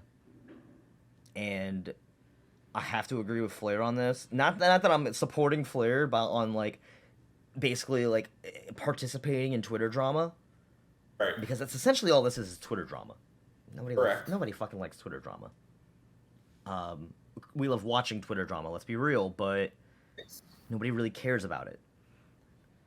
That being said, Dutch Mantel is very rapidly moving himself into the names of people that are in WWE's past that are just rambling on social media and don't really bring a lot of worth to the conversations. I'm starting to clump him in with people like Marty Jannetty, Glenn Gilberti, like a lot of these guys that are just on social media being old and hateful. Yeah. He's literally the Twitter equivalent of get off my lawn. Yeah. Which again, there's already been so many others like that in the past several like years. And personally, I'm not a big fan of even giving it any entertaining it at all on the show, but I mean, hey, swiftly moving along. Taya Valkyrie wrapped up her time with Impact as of the last set of tapings. She is expected to sign with either WWE or AEW. Isn't that Morrison's wife? Yes. Now, two notes on this. One, yes, she is Morrison's wife, but she also, let's not forget, was one of those people that originally signed to NXT during the pandemic and was let go of. Yep. The years of Frankie Monet. The year of Frankie Monet lasted so short. Honestly, I think she didn't get her time due, and she's one of those people that, again, like with the new regime, she might actually get a fair chance. Yep. That being said, she is also being thrown around as a potential name for Jade Cargill's challenger tomorrow night as a Canadian star. I wouldn't be opposed to it. She's also already, like, it's been widely known, like, she's not under a contract. She can work wherever she wants. Her working Impact, honestly, like, Impact loves to bring people in that are free agents just for a one-off. Yep. For matches like this. I don't see why not. I agree. Also, if they were to bring her in, let's say that I know we've already made our comments on the women's division in AEW and whatnot. I think she would be a great fit for the Ring of Honor women's division. Ooh, I hadn't thought about that. I like that. If she's going to go with AEW at all, I would love to see her in AEW's women's division. Mm-hmm. I think she would be great for that brand. I mean, I would love to see her get another shot in WWE, but yeah, I think Go ahead. No, that's all I really had. Yeah. All right. Sean Ross Sapp says that Bray is out with an undisclosed physical injury. Mm-hmm. Then I saw that you tagged onto that the secondary report says that this has been updated to illness, Mm-hmm. possibly COVID related. So I mean, that's me speculating. Especially because they said it's like they said it's been a physical issue. It's been an illness. He hasn't been at shows. I think it very well could just be like a COVID thing or another possibility. Like I say all these things as to say, hey, it could be any number of things. But here's why this is big. There were a lot of people yesterday that were going around reporting because this all really kicked off because he missed the Madison Square Garden show on Sunday night. And now all these people, and then a report started coming out yesterday that he was angry with creative and he walked out. Almost immediately, the Twitter world went on the offensive against Bray without even checking sources or anything. Now, we talked about this last week when it came to the Stacy Keibler news. I think this is a great example, and this is what have I always said for years? Always check your sources. This is just a grand lesson in life for everyone. Always check your sources, because shit like this happens. Somebody says something that turns out to be false, but by the time that's already been proven to be false, you've got 20 other people corroborating that news saying, oh, well, so-and-so said this. And it just, it creates a shitstorm. And then, again, this is why I love the Fightful team. This is why I love Fightful Select, Sean Ross Sapp, that whole team. They took the time to be like, reach out to their sources and be like, yo, is this true? What have you heard? Like, let's get some official information. And I don't even think it was even like full on like information that was like concretely made or anything, but they just straight up said like, no, it's an illness, it's whatever. Like, and people are blowing this way out of proportion, talking about he walked out. Nothing of the ilk happened. Right. Check your sources, people. Right. If it doesn't sound right, I mean, granted, it sounds like it could have been right because it is still Bray, but Correct. This is why we check our sources, because shit like that happens all the time. And then misinformation gets spread. Mm-hmm. This is I was preaching that. I've been preaching that for years. The only other note from Raw that I want to touch on is that it does seem that we're getting bum-ass Corbin. Oh yeah, no, we're full on bum-ass Corbin mode. He comes in last night when Seth and Miz are talking backstage, and oh my god, this was great because he comes and is like, wait, Seth, let me help you train. Like, well, first he comes up to Miz, is like, let me be your co-host. Let me be the co-host for Mania. I can really help out with that. And then he goes, and Miz is just like, go away. And then he turns to Seth and is like, hey, let me help you train for Logan Paul. Like, I'm a 3-time Golden Glove boxer. Like, I can help you with training against Logan Paul. And Seth's like, nah, I'm good. And then he's just like, that's fine. I'd probably kick your ass anyways. And then it turns in, of course, into a match, Rollins versus Corbin, with what I may add was probably one of the most beautiful. Again, Seth finds more and more creative ways to do the stomp. This time it was him jumping off of Miz's back to do the stomp on Corbin. And again, it's just building how great Seth is. Yeah, he is. He's just so damn good. But yeah, that's just the one thing I wanted to put into that. It's just that we're getting full bum-ass Corbin. And I think that's it for wrestling. No, we got 2 more things. Okay. One, these are both fun ones. Let's be real. It's just some little fun notes. One, last night we got the next of the WrestleMania trailers. Oh, yeah. I was very critical of the Miz and Maurice's Top Gun segment last week. I absolutely loved this Rhea Ripley one last night. With John Cena as the voice in her head sitting here. I know you can hear me. You can't see me, but you can hear me.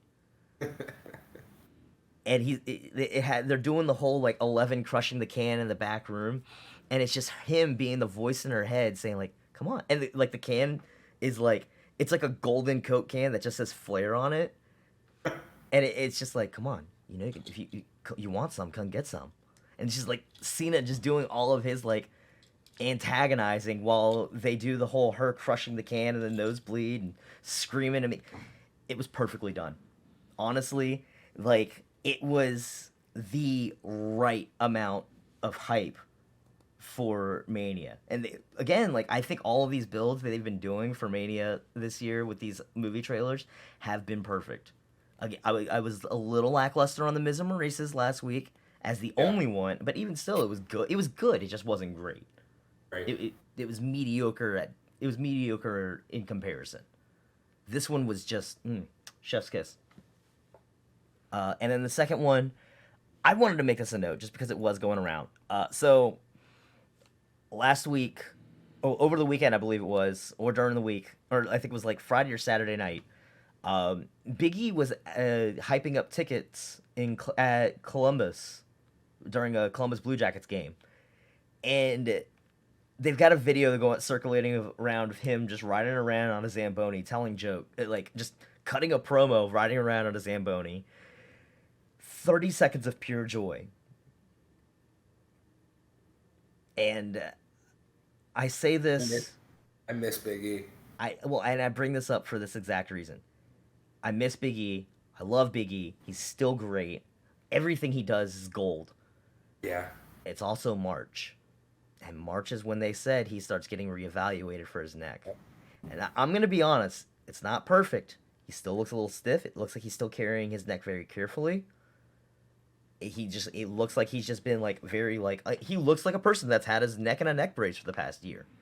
Right. Like he's very rigid. He doesn't move his head a lot right yet, but he looks pretty good. And I'm real hopeful that this could mean like, especially with him being like so public and here out in the public and doing all this stuff. Like, yes, it could just mean that he's really well healed, but I really hope this is also a sign to come of him getting cleared. I agree. We got a little bit of breaking news here. Mm-hmm. Is this our first breaking news? This is our first breaking news, and it is a pretty big one. Okay. Saints and wide receiver Michael Thomas agree on a restructured 1-year, $10 million deal that could increase to $15 million. Ooh. Pretty big deal. Boy. Let's see if he can stay healthy. That's the other part of it. Well, that's our first bit of NFL news. But before we get into that, you want to take a quick little break? Yeah, I'm cool with that. All right, cool. Because I need to get some water, anyways. We're gonna take a quick little break, and then when we come back, oh boy, it's free agency time, and we're gonna have a lot to cover. You thought we just went in depth with all the wrestling news, which we did, surprisingly. But my God, do we have a lot of moves that we have to cover already. Yeah. All right, yeah, so when we come back, we're going to hit some NFL news. We'll stick tight. We'll be right back here in just a minute. All right, and welcome back. Sorry for the little bit of... Well, they don't have to worry about the wait. It's all getting cut out in between, right? Just like the magic of editing, right? There was no delay. We didn't even go on a break. What are you talking about? There was no break. There was no pause in the recording. What are you talking about? Did you hit record? Yeah, I never stopped it. I never stopped recording. We're good.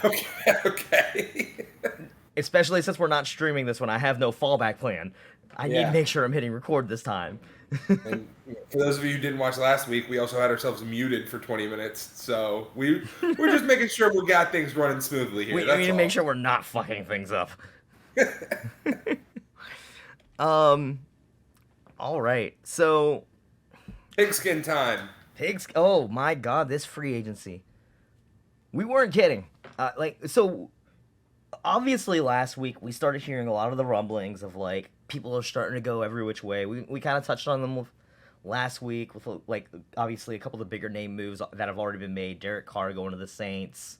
Some of the other ones that we covered from last week, Saquon and Daniel Jones getting their contracts.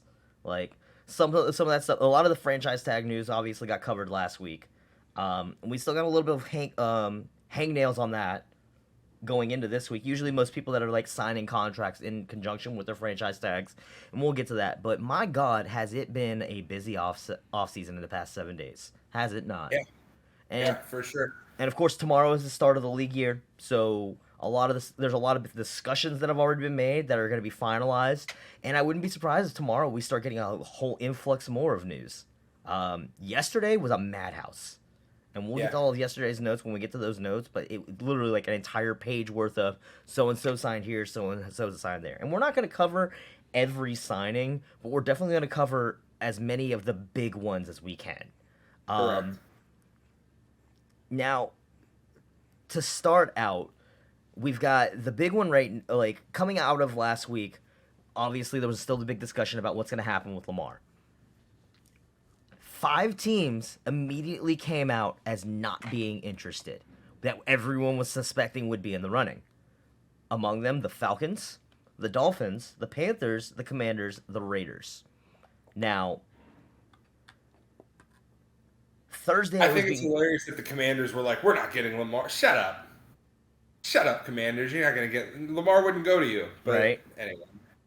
Like, they didn't really have a shot. But, like... The Falcons, they're apparently determined to stick with Desmond Ridder, although they did pick up... weren't they the ones that picked up Mike White? Let me scroll down. Mike White went to the Dolphins. Taylor Heineke. Taylor Heineke went to... That's right. Taylor Heineke went to the Falcons. Yep. Mike White to the Dolphins. That's already been made. That was yesterday. Oh, that's right. Yesterday, Miami gives Mike White a 2-year deal worth $60 million. The quarterback carousel. Let's discuss the places that are left for Lamar, other than Baltimore. The Panthers have said they're out. The Panthers obviously... should we just go ahead and cover that?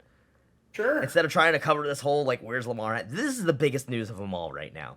Yes, free agency was crazy yesterday, but we need to talk about the number one thing that happened in the NFL this week, and it involves the number one pick being traded for by my Panthers. Yes. Oh my God, what a blockbuster trade we had on Friday afternoon. On the very tail end of Friday evening, we get the biggest of breaking news. The Carolina Panthers trade for the number one pick with the Chicago Bears. In turn, they are giving up this year the number 9, the number 61, a first rounder next year, a second rounder in 2025, and DJ Moore. DJ Moore. No weapons. No weapons. We got the number one pick now. No weapons. But we're out of weapons because we let Deontay Foreman walk. We just traded away DJ Moore. CMC is gone. CMC is gone. We have no more weapons. You know who our weapons are right now? Chuba Hubbard. Chuba Hubbard. Tommy Tremble. Ian Thomas. Laviska Shenault. None of these names are really jumping off the page right now. Those guys are not in the top fucking 100 of jersey sales, that's for sure. I know I'm missing a few names right now, like the other big names. Terrence Marshall and Shi Smith. That's like this is our depth at wide receiver right now.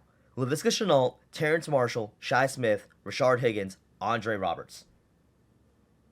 That's our depth at wide receiver.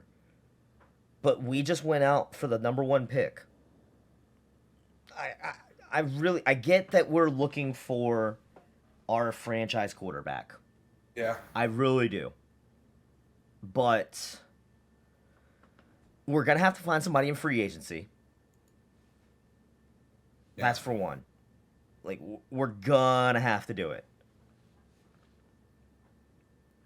You texted me when this trade happened, and you said, like, I don't know how I feel about it. I really don't. Like, the whole world is saying that Chicago fleeced us. Yep. And honestly, I think they did.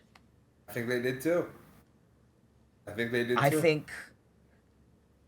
And this is what makes it worse. So you want to add on to that with the note that you left on Saturday? Yeah, so it's funny because so after the trade goes through, the next day there's reports saying that the Panthers are open to trading down on the number one overall pick that they just acquired from Chicago. The direct quote was they feared on missing out on all four QB prospects at number 9, so they decided to go to number 1. If they find multiple QBs that they like, they could trade back down to recoup some draft capital. I don't understand trading for one if you're going to trade back down. Like I don't. If you're also, I don't understand trading for one if there's not a player that you know you're taking at 1. I am so like I get that we're in a position right now to take whoever we want, Right. but the fact that we had multiple people that we had our eyes on, it just feels wrong. I get. Yeah. We will inevitably. I think what will inevitably happen is we will use the number 1 pick. We're not going to trade back down for it, and we're going to choose who we want. I only hope that who we choose is worth that number 1 that we're about to be paying for 5 years. Inevitably, whoever we pick up, God forbid we get a bust that we end up not picking up the 5th year. Yeah. So I just typed up the draft order for the NFL draft in April, and I think looking at this, I think what Carolina should have done was waited till today to try and make that trade, right?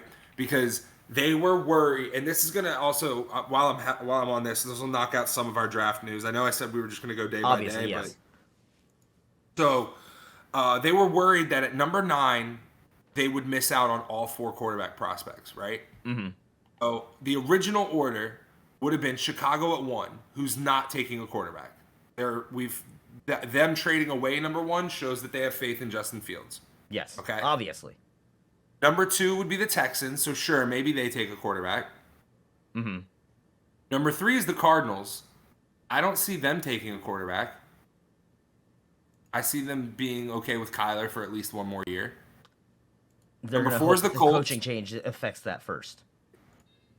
True, Which is I proper. I still don't. So maybe the Colts. I see that yes, they will take a quarterback. So that's 2. Mm-hmm.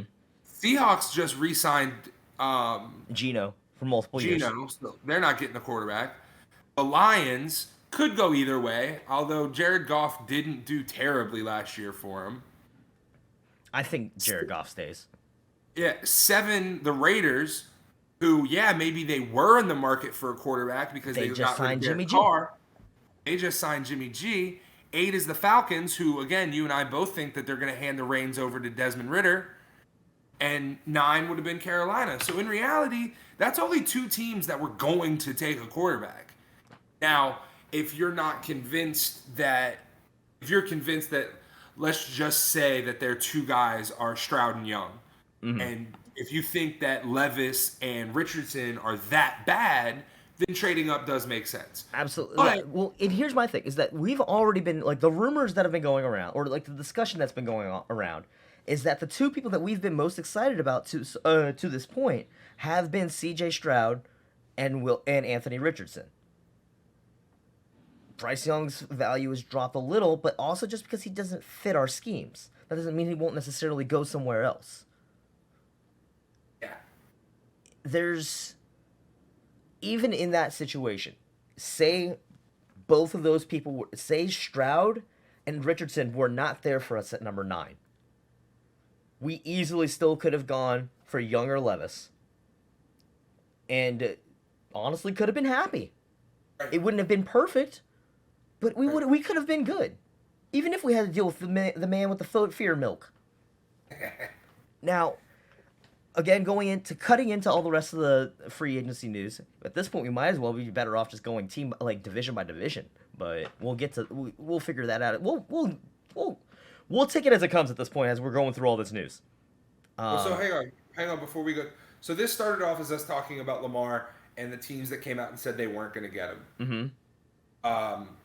Honestly, dude, I'm tired of talking about Lamar. We've covered him. I think this is like the 4th week that we've talked about Lamar. Baltimore's dumb. We don't know what's going to happen with him. Right now, I think he does another year in Baltimore. Yeah. And like I honestly like that's as much as I really want to say it. Like I went on a massive tangent last week about Lamar. God, If you yeah. want to hear that, We- if you want to hear our we- thoughts about if you want to hear our thoughts about Lamar, go back to last week. we and I'm we pretty went sure off about Lamar, and then somebody came into chat and just like, "What's going on with Lamar?" And I was like, "We already went off about that for 30 minutes." which is why we are not streaming. This is one of the reasons why we're not streaming the show right now. At least not until we get our viewership up. Correct. So yeah, So how do you want to do this, man? So, I wanted to take notes. We're probably better off at this point just going like division by division, and we'll pull up the master free agency tracker and we'll go from there. Okay. Also, along with that, I have pulled up Mike Clay on his Twitter has a cheat sheet of all the unrestricted free agents in the NFL right now. And I pulled this up because I wanted to look at who is available at wide receiver for us to even pick up the throw to. Now, OBJ is a big name. We could go out and get OBJ. Other big names that could potentially be pickups. Alan Lazard. Nope. Juju.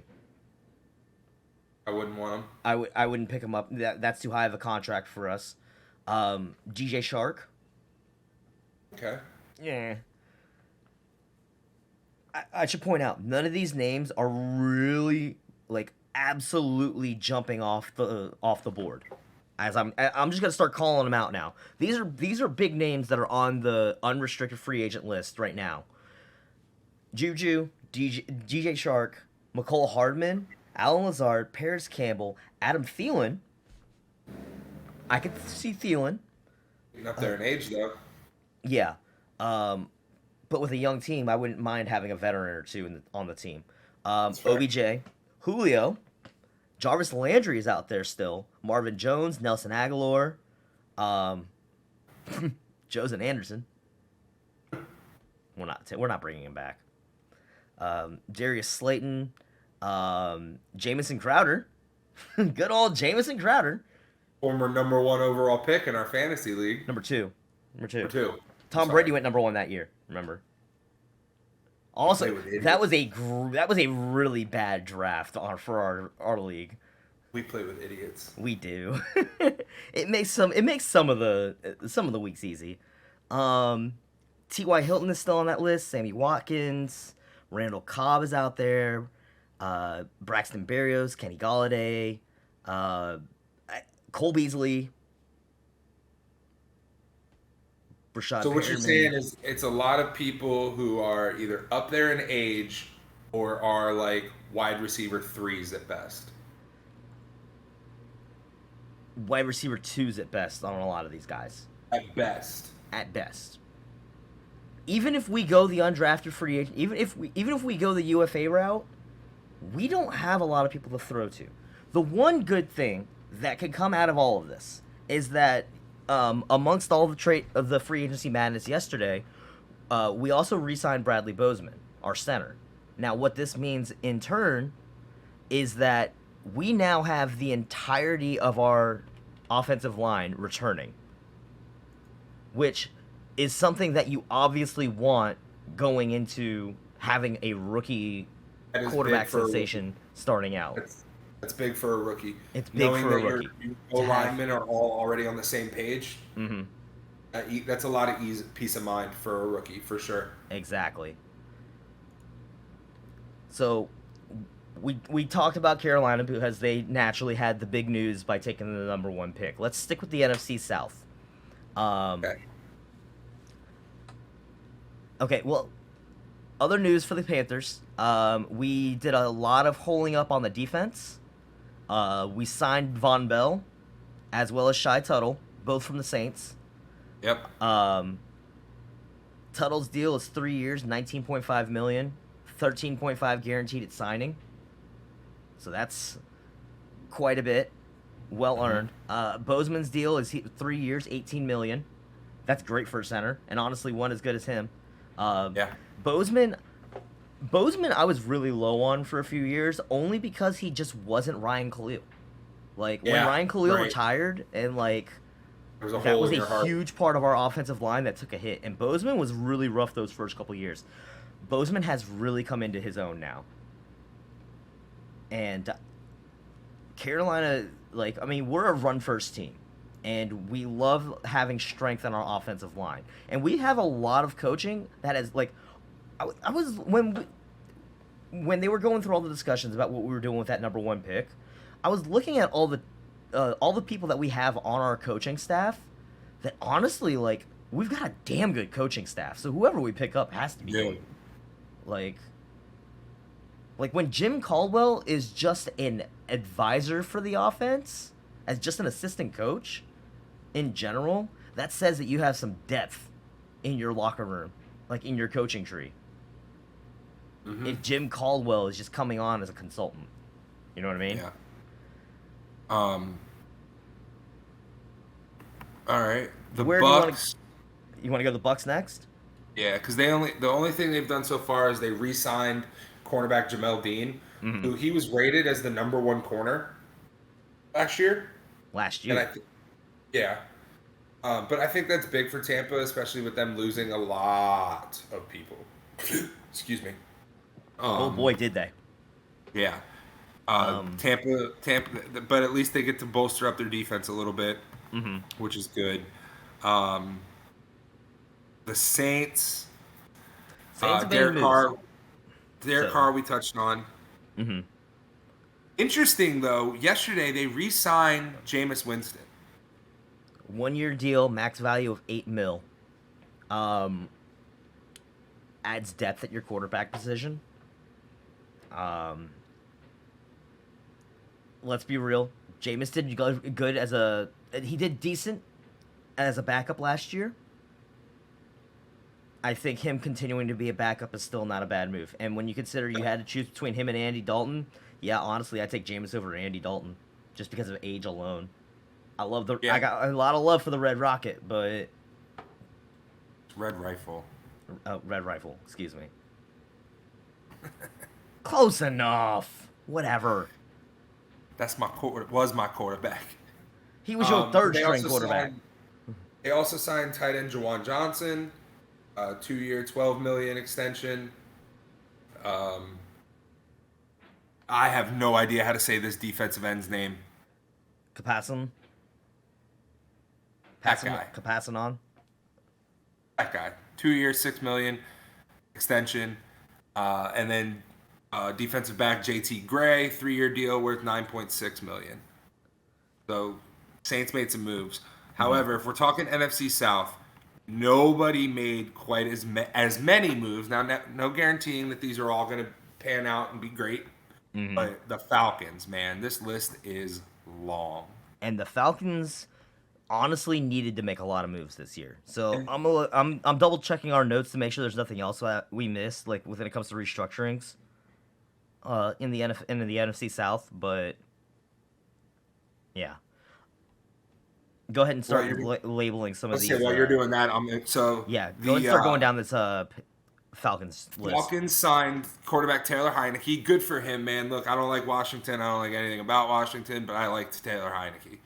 I think he's a great quarterback. I think, and he has something in him. He just wins. He's not going to light up the scoreboard necessarily. He might not go to the Pro Bowl. He might not be an All-Pro, but there's something in him.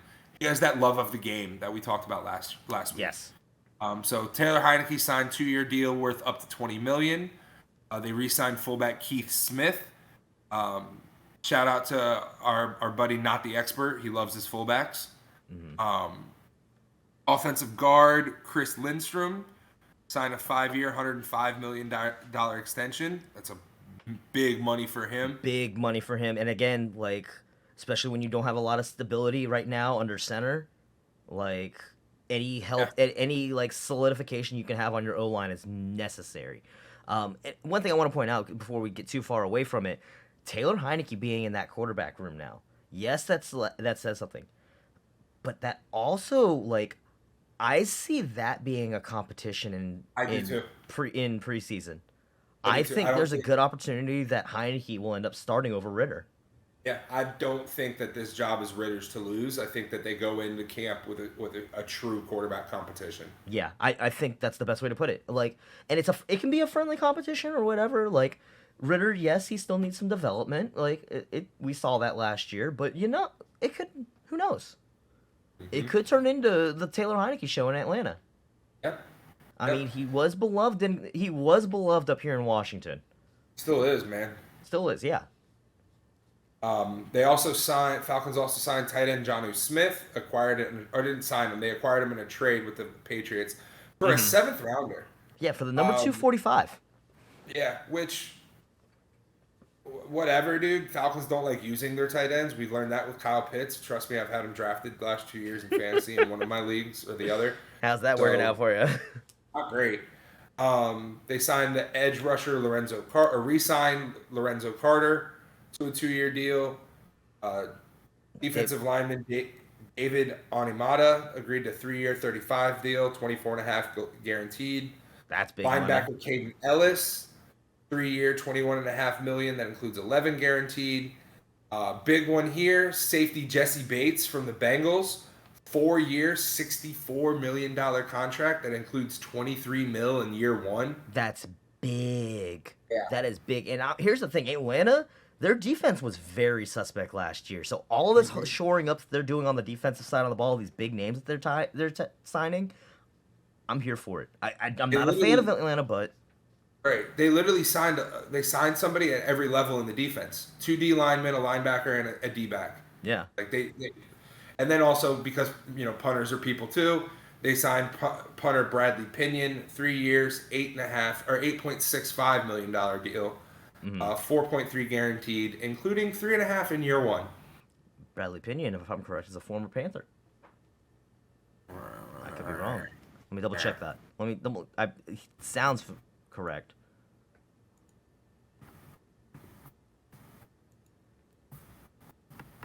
Never mind. He was last with the Falcons, and then the Bucks before that, and the Niners. That's where I remember him from, was the Niners. Where that name sounded familiar. Anyways, so a couple other notes that we have from the NFC South before we move on from them. Tampa Bay has showed interest in Baker Mayfield, Yes, they have. which could be interesting. Right now, again, that quarterback room, their depth is Kyle Trask. Yeah, that's it. That's it. I think Baker would be a good fit for them. I do too.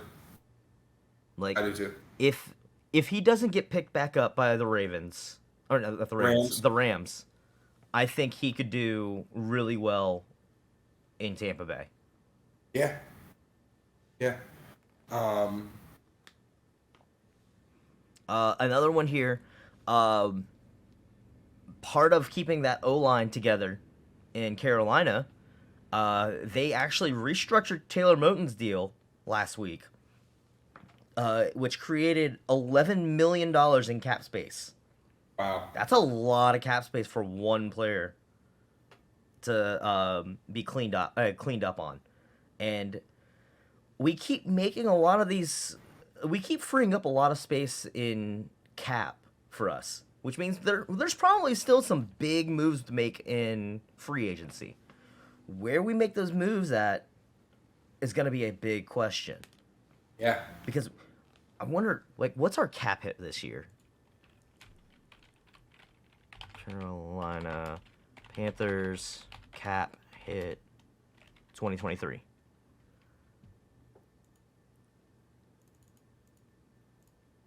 Salary cap table. Here we go.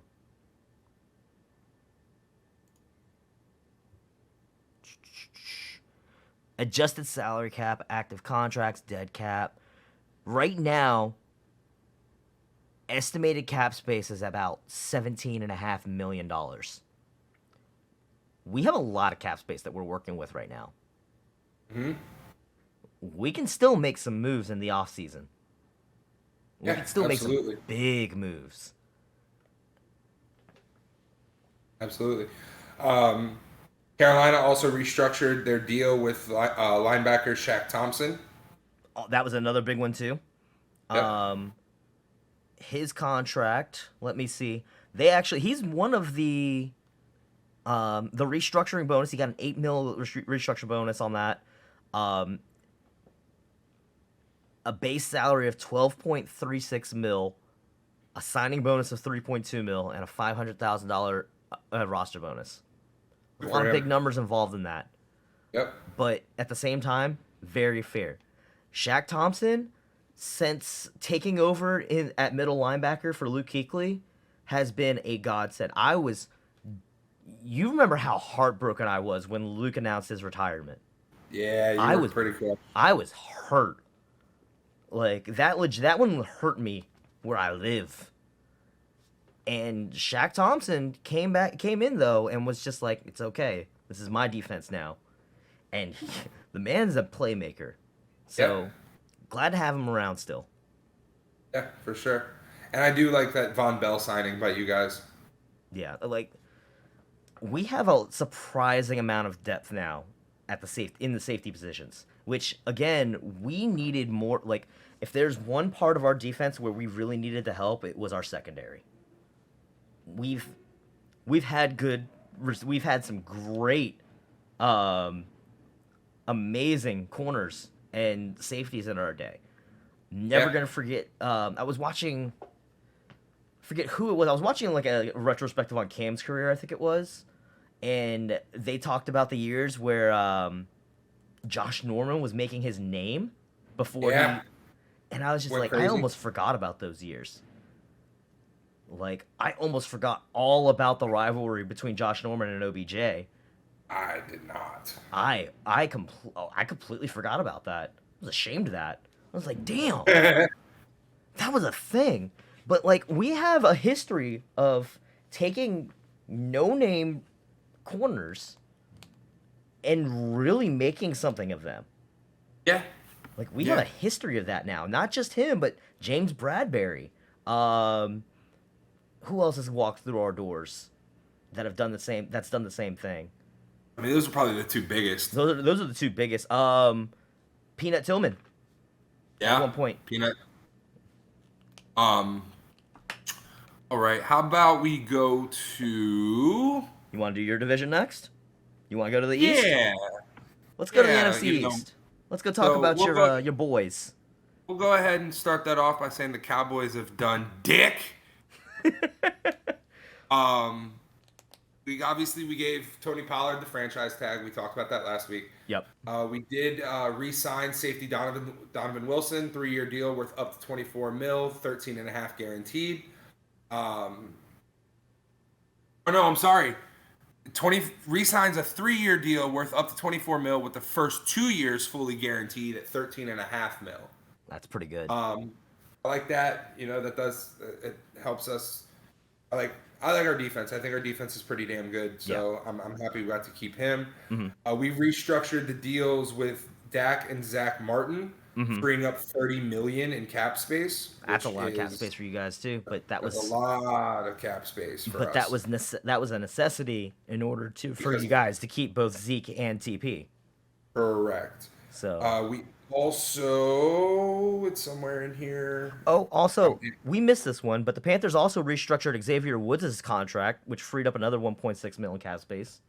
Not the wrestler Xavier Woods, but the football player Xavier Woods, the former Cowboy Xavier Woods. Trust me, I know.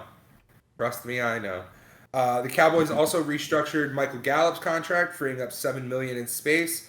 And I put a note of this. Dallas has been freeing up a bunch of cap space. I think we might be making a big-time move because of it, and I am genuinely leading towards that big-time move being OBJ. Think so? I do. And a lot of the things that I've read, OBJ's most likely landing spots, a lot of different people have us as number one. Let's not forget that towards the end of the season, that was a lot of the discussion, was that OBJ was being heavily pursued by the Cowboys during the postseason. They're like, come win a ring come join us and we'll win a ring this year. Yeah. So that's pretty much all that Dallas has done. The Giants have been busy. The Giants have been very busy. Daniel Jones agreed to that 4-year, $160 million deal with $35 million incentives. We touched on that last week. Saquon getting the franchise tag, touched on that last week. They re-signed Sterling Shepard agreed to a 1-year, $1.3 million deal. I think that's a steal for Sterling Shepard. Yeah, I as think long it's as a he's been steal, too. around. I don't think Right. he's the best receiver in the world, but I think that 1.3 is underselling him. Yeah, I completely agree. They signed D lineman Raheem Nunez Roches. No contract details on that. No contract details. Linebacker Gerard Davis re-signed with the Giants. Linebacker Bobby Okereke agreed to terms on a 4-year, $40 million contract that includes $22 million guaranteed. I will always remember Bobby Okereke because that was the draft pick that Pat McAfee announced. There you go. He was like, last year they had, Reggie Wayne and Peyton Manning, and I was replaced by an orangutan. If you've never seen the clip of Pat McAfee calling out his draft pick, it's fucking great. It's Pat McAfee. How can you not be entertained? Correct. And then again, because punters are people too, Giants signed Jamie Gillen, re-signed on a 2-year, $4 million deal worth up to $5 million incentives. So Hey, good for him. We for love getting our his special bag. teamers here. Come on. I love, yeah, absolutely. I mean, I'm a massive fan of Cavante Turpin. Go listen to me bitch about that last week. Put the ball in the man's hands. Jesus Christ. The Eagles, Jason Kelsey agreed. This is fucking ridiculous, man. Jason Kelsey agreed to a 1-year, $14.25 million deal with another $500,000 in incentives. I mean, if you're going to get that man to stay out of retirement, you better pay him that much. I completely agree with you. Like, let's be real. If any center Holy is getting... shit. More breaking news? Breaking news, and it's on the NFC East. Uh-oh. Giants are acquiring tight end Darren Waller from the Raiders in exchange for a 2023 third-round pick. Yo! Pick number 100. Tom Pelissaro and Ian Rappaport both reporting that. That makes a big difference for that room. Because who was... Let's take a look. What was their depth at tight end before this? Not much, if I'm not mistaken. I don't think they had a solid super... Was it Bollinger? New York Giants depth chart at tight end: Bellinger, Nick Vanett, Lawrence Keger, Chris Myrick. Yeah, Darren Waller is a massive upgrade. If he can return to form. That is a massive upgrade if that's the case. Yeah. Giants are taking a swing again this year. I think they are, man. I think they are. They're taking another swing this year. Sticking with the Eagles, edge rusher Brandon Graham re-signed a 1-year deal, $6 million. Philly's been kind of quiet this year in the offseason. Oh, it's because they can't afford to keep all their people, man. They're going to be losing a lot of their talent, especially on the defensive side. Exactly. And that's pretty much been the story of the things so far this year. We'll get around a lot of these big names that have been leaving the Eagles over the past week or so. There's a lot of names that have already been like, yep, they're out. They've already gone somewhere else. They're out. They've already gone somewhere else. So, like, it's going to happen. Yeah, and speaking of the Eagles, they have granted cornerback Darius Slay permission to seek a trade. Also good. Losing big play Slay for them is going to be that's going to be a blow. Well, a lot of their secondary is that secondary is being decimated in free agency. Yep. With them losing Slay and Gardner Johnson. Yep. CJ GJ. Because I mean, yeah. it's almost impossible for them to keep him with his contract. Like he's gonna go make his paycheck somewhere else. Yeah, for sure. Exactly. Also, a lot of news from the Commanders, but it's not any big news outside of Deron Payne, who did receive the franchise tag. Then he later signed a 4-year, $90 million contract that includes $45 million guaranteed, $60 million in total guarantees, and a $28 million signing bonus. Get paid, young man. Get paid. Yep. Let's go. He is now the highest paid defensive lineman not named Aaron Donald in NFL history. And again, get paid, young man. Well deserved. I know you don't like the Commanders, but god damn, that man was worth it. He's a force. He is a force. Offensive tackle Andrew Wiley signs a 3-year, $24 million contract with the Commanders.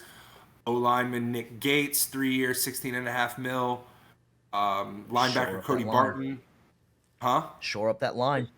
Yeah. Linebacker Cody Barton signs a 1-year fully guaranteed contract. Linebacker David Mayo re-signed on a 1-year extension.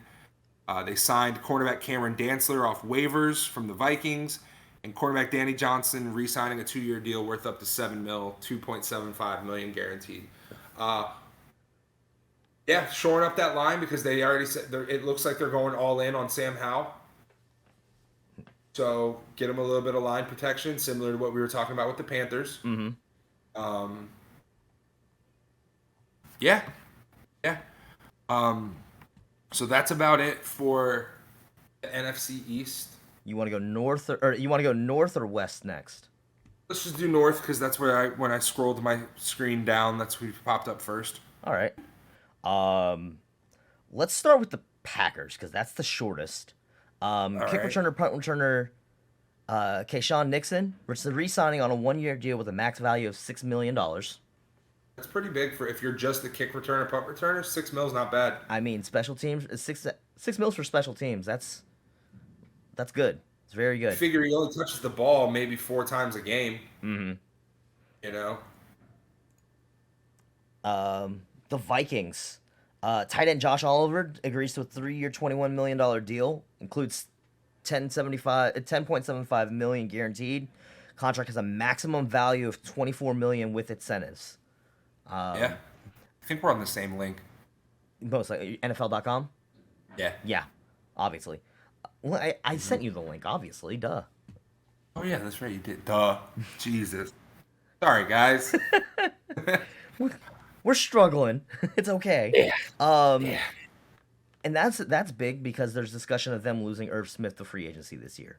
Yep. So, Minnesota. Well, actually, no, that's not big, because they traded for Hawkinson last year. Yeah, that's right. True. We forgot about that. Yeah, we forgot about they traded for Hawk.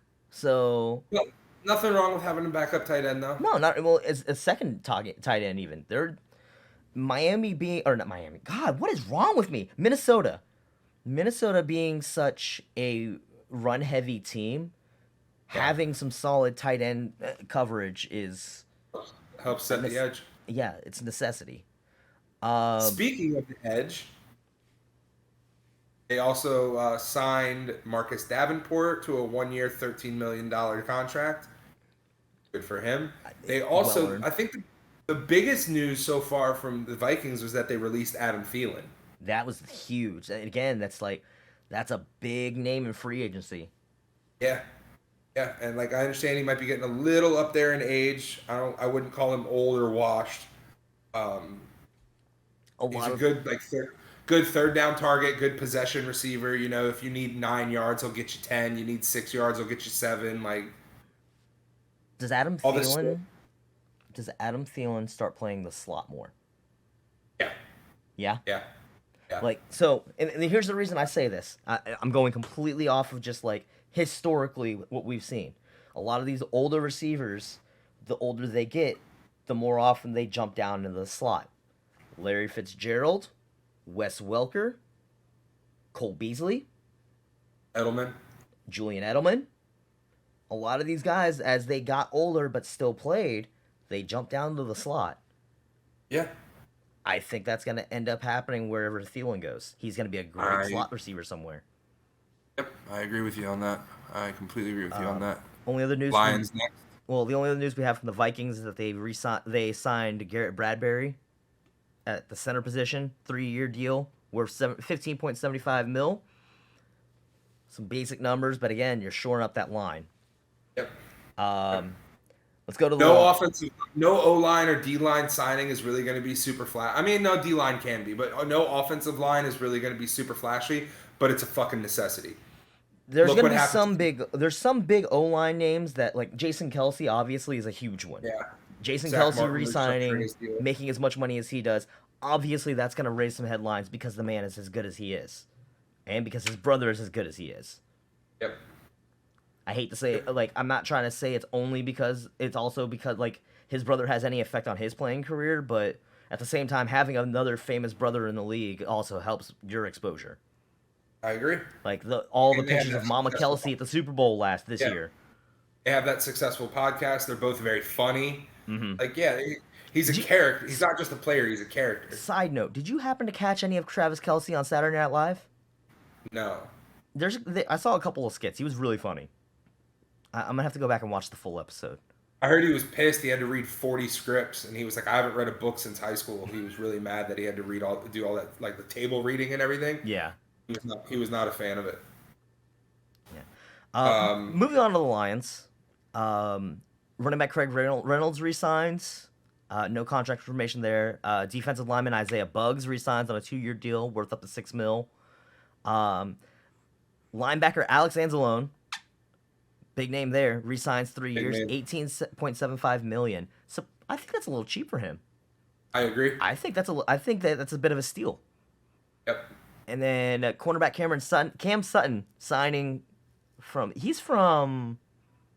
I don't remember. He played I'll find with out. New Orleans last year, I want to say. Oh, Steelers. That's right. Okay. He came from the Steelers. And he's one of those people that last year put up a massive amount of numbers. Mm-hmm. A lot of pass deflections, 3 interceptions last year, 39 tackles, and he even did some return work. So that's a very good, solid set of hands to have on your team. And that brings us to the Chicago Bears, who have been busy. Are they in win now mode? They are definitely in win now mode, but not just that. They may be the winners of the offseason so far. 24 hours in, I'd say they are. Yeah, like not just because of the trade, not just because of all they got from us in that number 1 pick trade, but a lot of the other moves that they've been making. And let's cover some of these moves. The one that immediately jumps off the page more than anything, signing Tremaine Edwards to a 4-year, $72 million contract with $50 million guaranteed. Well deserved. Yeah. That man deserves to be paid, and that makes that Bears defense even more of a monster than it already is. I would argue that getting Tremaine Edmonds shores up all the holes that happened when Khalil Mack left. Yep. And adding to that, they signed linebacker TJ Edwards to a 3-year, $19.5 million deal. So there's 2 linebackers right there. Mm-hmm. And they re-signed and they agreed to a 3-year deal with DeMarcus Walker. So, board up your defense. Board up that defense. Fullback Kyrie Blasingame signed 2-year extension. Obviously, we know about getting DJ Moore in the trade. Offensive guard Nate Davis signing a 3-year, $30 million deal, $19.25 million guaranteed. Again, shore up that line. Yeah. Honestly, shore up that line for sure. Because if there is one thing we recognized last year was that Chicago had no O-line, and that's what forced Justin Fields to have to run all over the place. Yeah. Like, Justin Fields became a playmaker last year out of necessity. And it wasn't enough to win games. So, shore up that line, get him some protection. There you go. And I would not be surprised if we hear that the Bears are not done in the offseason so far. Me either. Let me double check. So, I have this interesting stat about DJ Moore and him going to the Bears. Yeah, you put this in the notes. I was like, God damn, what, really? Blew your mind, didn't I? Yeah, it blew my mind. So I'll let you take this. DJ Moore's 364 career receptions would be 3rd all-time in Bears history, behind only Walter Payton and Matt Forte, which are 2 running backs. 2 running backs. His 5,202 receiving yards would be most in franchise history. He's only 25 years old. Think about the names that are being passed on this list. Brandon Marshall, Alshon Jeffrey, Devin Hester. Surprisingly, those are great names, but nothing really stands out. I remember even the Roy Johnson years before Roy Johnson went to the Cowboys. Yeah. When you really think about it, the Bears have never really. I mean, and the Bears have always been a run first team, always. But Going they've back never. to Walter Payton. Yeah, they've never really had a standout wide receiver. True. And DJ Moore could be that receiver that they've been looking for. Now, I obviously. don't know if he's ready for wide receiver 1. Oh yeah. Oh yeah. He was a very look at his numbers last year. And the year before. He was a great number 1 receiver for us. It just didn't help that he had shitty people throwing to him. Yeah, that's fair. If you look at the numbers he put up in like again, all these numbers would be records for the Bears by now in just the first 4 or 5 years of his career. Yeah. And look at the people that have been throwing to him to get those numbers. Correct. I would not be surprised if we see Justin Fields and DJ Moore connect for over 1,000 yards this next season. I would not be They surprised. have enough time in the offseason to develop that chemistry. I Exactly. completely agree with There's you. plenty of time. I would not be Completely agree. surprised if we see a 1,000-yard season out of DJ Moore this season, if not more than that. I would not be. I am putting my foot down on this, and we will Nostradamus this at the end of the season next year. DJ Moore will be in the top 10 receivers next year. Yards or touchdowns? Both. Fantasy. Okay. Well, fantasy wise. All right. Fantasy wise, he will finish wide receiver 10 or better by the end of the year. I'll take that bet. Yeah? I'll take that bet. I think maybe wide receiver 20 or better. I don't know about 10, but we'll see. So that'll move us to the NFC West. We'll just finish out the Yep. NFC. That was the plan, yeah. Let's finish out the NFC. Yep. Cardinals been quiet. They re-signed Kelvin Beachum, 2 years, 5.15 million, 3.26 guaranteed. You're shoring up your line a little bit. I mean, Kelvin Beachum's a good tackle. He's not great, but I have news about Kelvin Beachum. yeah. Yeah. So this was before he was re-signed. Mm-hmm. This is a note from Thursday of last week. Cardinals offensive lineman Kelvin Beachum gives a blunt opinion on Kyler Murray. Quote, "You're the face of the franchise. It's time to grow up a little bit." Oh, that's right. You did have that in the notes. And I put Beachum is due to be a free agent. He's not. He got re-signed.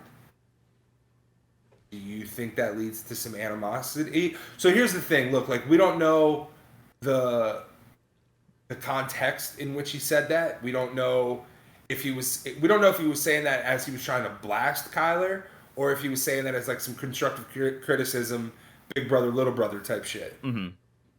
So I don't want to sit here and speculate and be like, oh my God, there's gonna be fucking panic in the offensive line, and like, you know, Beacham's gonna just ole and let a lineman fucking take Kyler Murray's head off, and like, you know, obviously we don't know any of that. But it is interesting because let's be real, man. He didn't say anything wrong. No. Or incorrect. No, not at all. Let's analyze. We're talking about Kyler Murray here, who all last season had a huge microscope on him. All the millions of jokes about him spending his time where he should have been studying, playing Call of Duty. There were so many jokes. And in reality, he's got a point, though. Like, at some point, you have to grow up. I compare that to the way everyone looked at, like, Kyler Murray is very quickly becoming Zach Wilson-esque. Like, very quickly.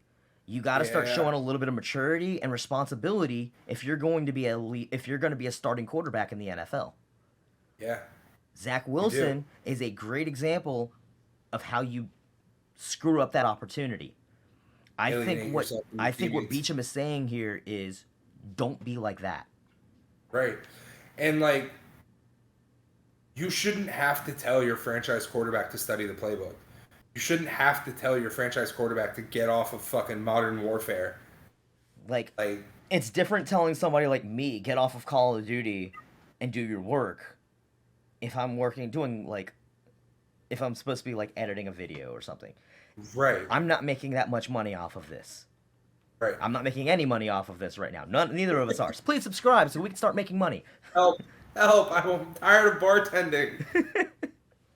I'm tired of Uber driving. Come on now. Yeah, come on, guys, just fucking help us out. But no, for real, like, there's a big difference between me working a fucking Friday night shift and coming home and playing fucking, whatever I want to play. You playing if Call I of pop Duty. on if I turn on my fucking PlayStation and I play some video games for a little while, that's not a big deal. I'm a bartender. You're not getting paid millions of dollars a year to be in front of the camera to do this. Right. If I was getting paid millions of dollars to go bartend, I wouldn't be playing video games. Fuck no. You'd still be at work right now. Exactly. Wouldn't be doing this podcast. Exactly. Like, you know what I'm saying? Like, and if I, and again, like, I think this comes down to what we talked about last week, the love of the game. It can't be taught. You either have it or you don't. Agreed. So, Rams have been quiet. Well, Rams have been quiet in doing stuff. They've lost some people. Oh boy. Go ahead, bud. So they did, however. So it was reported a couple days ago that Jalen Ramsey was looking for a trade, and then by Sunday they found that trade. Jalen Ramsey to the Dolphins. Love it. For a third rounder and Hunter Long. We would have covered that when we got to Miami, but yeah, Jalen Ramsey to the Dolphins. A lot of people down here are real excited about it. Yeah. Yeah. I don't see why you A lot wouldn't. of people. I think honestly, Jalen Ramsey kind of floundered while he was in LA, and that's just because of opportunity. He had a weird year last year, man. He gave up the most gave up the most touchdowns in the NFL last season at 7. He gave up 7 touchdowns. At the same time, like, he's a name that's still like, it's not like you're saying, yeah, he gave up 7 touchdowns, but at the same time, that's not saying he's a bad corner. He's still an amazing corner. He still had a great number, like, great stats. He still put up memorable, like, meaningful He made a name plays for himself in Jacksonville, and that name is now what he can survive off of his name. And it's real easy. But he's good. He is good. Like, I don't want to sit here and I don't want to try and downplay his accomplishments because Jalen Ramsey. I would love if he came to Dallas. Let's I'm not sure forget you as would have well, loved him if he came to Carolina. them picking up Jalen Ramsey was part of the push towards their ring. Jalen Ramsey got that ring. Yeah. He don't care. If the Rams, like we said last week, the week before, whichever week it was, the Rams got their ring now. They don't give a fuck. Right. Like, that team can, like, dissipate. I do think it's funny that the Rams were the original team that said fuck them picks, and now Ramsey is going to the current team that is saying fuck them picks in the Dolphins. Yeah. Because the Dolphins, I believe, have 4 or maybe only 5 draft picks in this upcoming draft. Yeah, it's not a lot of picks this year. And none in the top 50. Mm-hmm. I think their first pick is 51. But yeah, so the Rams traded away Jalen Ramsey for a third, number 77 overall, and tight end Hunter Long, who I don't know who that is. I think he's like a second or third stringer, if I'm going to be honest. Well, yeah, he wasn't starting over Mike Gesicki, that's for sure. No, not at all. I don't even think he made any plays outside of, like, more than Gesicki. Gesicki also, though, Gesicki made a name for himself last year. That's my boy. Yeah, he really, like... Tight end at Penn State, man, that's my guy. Yeah, Gesicki, like, he was one of those people, and I've said this on the show before, tight end has very rapidly become the make it or break it position of fantasy football. Because if you don't have Kelsey... If you don't grab one of those first 7 or 8, like, big name cornerbacks, one of those 7 or 8 tight ends that are at the top of the list, it is a sharp decline off. And Gesicki is one of those people that transcended the bad list and made his way up into the good list. I wonder, like, can we see where he finished last year? Fantasy rankings by position... 2022. PPR rankings 2022. At tight end, he finished... Okay, Gesicki finished at the number 11. He was tight end 11 last year. Top half of the league. Top half of the league. Draftable in our league. We play a 12-team league. Yep. So, Yep. yeah. So yeah, and then sticking with the Rams, they did release Leonard Floyd, who was the number 9 overall pick in the 2016 NFL draft. Again, So, a I mean, casualty, a casualty of the cap space. yeah. like- I mean, he hasn't been super performing. I think he's only had like 3-ish sacks in the last, like each of the last couple of seasons. Yep. But again, like you said, we are about to watch this Rams team just dissipate. It's gonna happen. Yeah. Moving on from the Rams, let's go to the Seahawks because they have less to talk about. Again, we mentioned Geno got re-signed 3 years, 75 mil, max value of 105 mil. Good job. Yeah. Good job, Geno. Yep. Deserved. A career renaissance last year, well deserved. In turn, pay the man. And late last night. Well, also Draymond Jones, defensive line. Late last night. Was that last night? Yep. Damn. So, Draymond Jones last night signs a 3-year deal, $51.53 million, pays him $35 million over the next 2 years, including 23.5 in the first year. So Get that bag, young man. get that bag. Yeah. Yep. Good for Seattle. Again, we've talked about it before. Seattle did way above expectations last year. They're a team that they made a lot of their like roster moves last year. A lot of their team is like already prepared. There's not a lot of free agency that they're dealing with or anything. They're in a pretty steady spot. Yeah. And after the better than expected year that they had last year, where they far exceeded expectations, I mean, fuck it. Yeah. If it ain't broke, And then don't fix it. Correct. And then that brings us to probably who did the most movement in the NFC West, the 49ers. Oh, the Niners. Now, Yeah. I want to save this first one to the end. But Same. let's talk about everything else. Center Jake Brendel re-signs on a 4-year deal. No contract information on that. Javon Hargrave is probably the biggest one on this list. 4-year, $84 million, includes $40 million guaranteed. Whew. Get your bag, young man.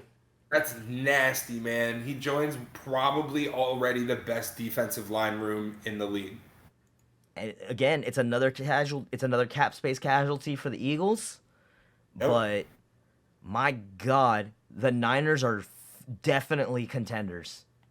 I would not be surprised if the Niners run away with the West this year. Either. I don't see any real competition.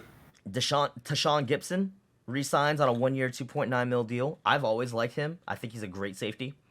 Yep. I think he's very underrated.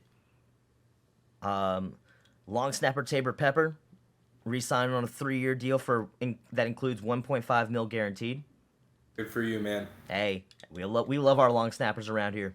We do. And then Kevin big Givens, defensive line, signs a 1-year extension. Now the big one. Not really the big one, but the questionable one. The one that made our group chat go, what the hell, last night. Yeah. Sam Darnold leaving Carolina to go to the Niners. Isn't their quarterback room already jumbled up enough?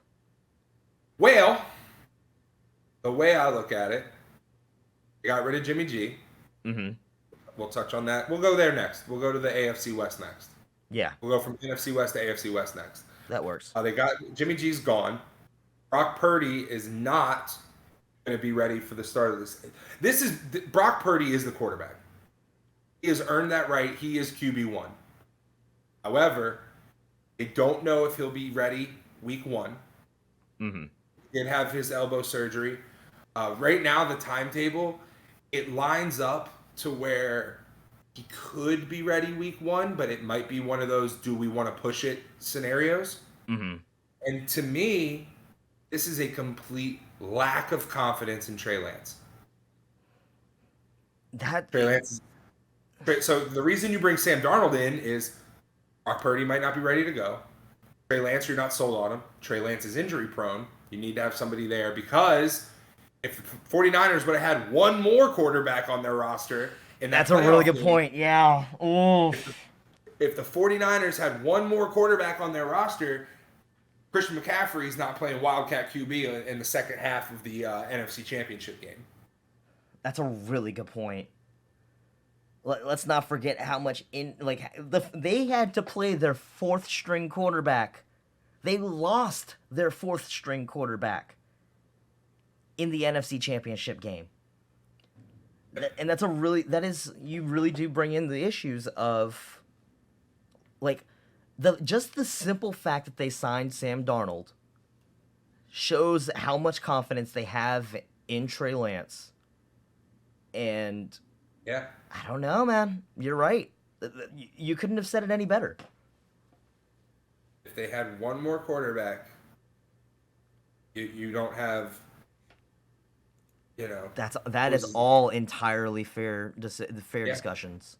But also, I think that this means that this is Trey Lance's last year in San Fran. You think so? Yeah. I also think that now, because of the way Trey Lance and Carson Wentz have played out, people won't be taking quarterbacks from North Dakota State ever again. That's a kind of a harsh reality of that one, but okay. Just saying. But I mean, I get it, man. Like, again, if they would have had just that little bit of extra help. Wait a second. What? I knew something felt wrong earlier. I need to go up and find it again. Something felt wrong, and I knew it as we were talking about it. Cam Sutton signed that 3-year, $33 million deal. It's listed under the Lions. He signed that deal with the Steelers. He left the Lions and went to the Steelers. That was announced yesterday. I was like, I knew something felt wrong as I was talking about that. I was just like, that doesn't seem right. I could have sworn I saw a different headline. From the line. Yeah, you're right. You are The website had that wrong. Yep. Way to go, NFL. NFL.com fucking us over. Come on. Making us look stupid. We don't need your help with that. Because that was one of the notes that we have. Because I'm going through and I'm getting rid of all the NFC stuff just to make sure that we don't repeat anything as we're going over. Same. Yeah, we're making sure we knock all that stuff out. Yeah. So, all right. Well, let's move on to the AFC. And like I said, we'll do the AFC West. And we'll just stick with what we were just talking about and go to the Raiders. The Raiders signed Jimmy G. It's a 3-year deal, $72 million. This man's getting paid. $72.75 million deal. There's $24.25 million in year one. And it reunites him with Josh McDaniels from their days in New England. Ooh, that's a good point. I don't think that there could have been a better fit for Jimmy G because of that. You pair that, Josh Jacobs gets the non-exclusive franchise tag, which he's already said he wants to stay. He wants to rework his deal. Yep. So him getting a non-exclusive tag was just kind of a formality type deal. And it's like honestly, I take that as more of a show of faith than anything. Especially when you also consider that the Raiders also re-signed Amir Abdullah. Yep. That happened last week. So so Amir Abdullah and Josh Jacobs staying in the running back room. Mm-hmm. News from right before we went live: they signed wide receiver Jacoby Myers, 3-year, $33 million deal with $21 million guaranteed. And then safety Marcus Epps signing a 2-year, $12 million deal that includes nearly $8 million guaranteed. Mm-hmm. Offensive tackle Brandon Parker re-signing for 1 year, $1.5 million, max value of $4 million. So there's a lot of incentives that he can hit. Yeah. So let's look at this is what we're essentially getting at here. Is look at this depth chart. Now, obviously, Darren Waller's gone now. That just happened. That just happened. So that's something that gets taken away. But other than that, Look at this depth chart now that Jimmy G's working with. Look at his playmakers. Josh Jacobs, Amir Abdullah, Devontae Adams, Jacoby Myers, Matt Collins, Foster Moreau. That is a solid. Hunter Renfro? And Hunter Renfro. Hunter Renfro is technically listed as the 4th wide receiver. If Jimmy G can't make it work in Vegas, then this is it. I loved all the comparison where they were just like, they traded Derek Carr for handsome Derek Carr. Yeah. Yeah. That's so true. There's a lot of Derek Carrs in the league. There really are. Move down to the Chargers. It's funny you say that because there's a Facebook page that every week I was enjoying. I'm not following them, but I would still get like the memes that would be like stuff for you. And every week this one page was making a meme of like doing a tier ranking of each quarterback. It was Derek Carr. Well, no, Yeah. there was Kirk Cousins was the one that had his own. That's it. That had his own category every week, and you couldn't. And it was just like it's the Kirk Cousins category. Is it good? Is it bad? It's Kirk Cousins. Right. Yeah. You're Yeah, just that's- you're on this plane of existence that's somewhere. You don't want to call him good. You don't want to call him bad. It was Kirk Cousins. Kirk Cousins. Perfect. The Chargers quarterback Easton Stick, whoever the fuck that is, re-signed a 1-year, $1.8 million deal. Good for you, Easton. Eric Kendricks signed a 2-year deal worth $13.25 million. That's big. You put in the notes. He announced it on IG. He announced it on his personal Instagram. That's pretty cool. I mean, not the first time that's happened, but No, I mean that was the source that we had for that. It's always rap sheet, Pelissaro, or Shefty. Yeah, Rap, Pelissaro, Shefty,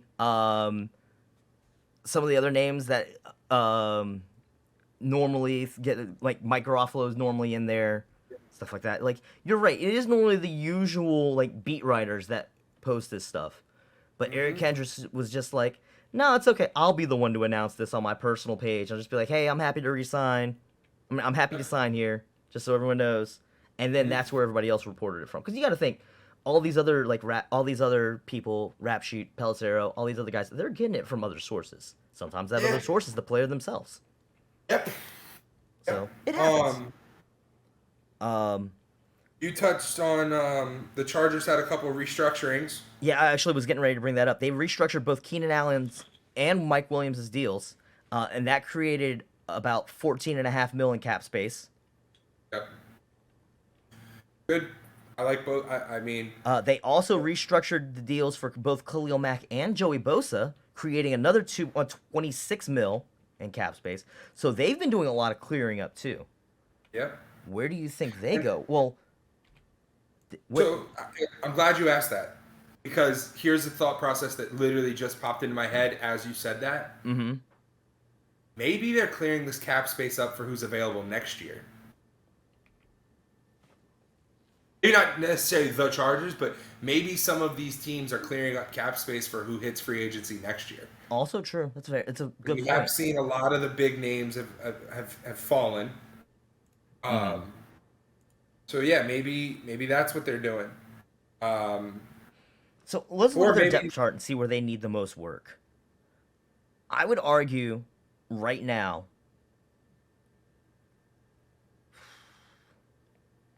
they've cleared up. I would say right now more than anything, they need work on their D-line.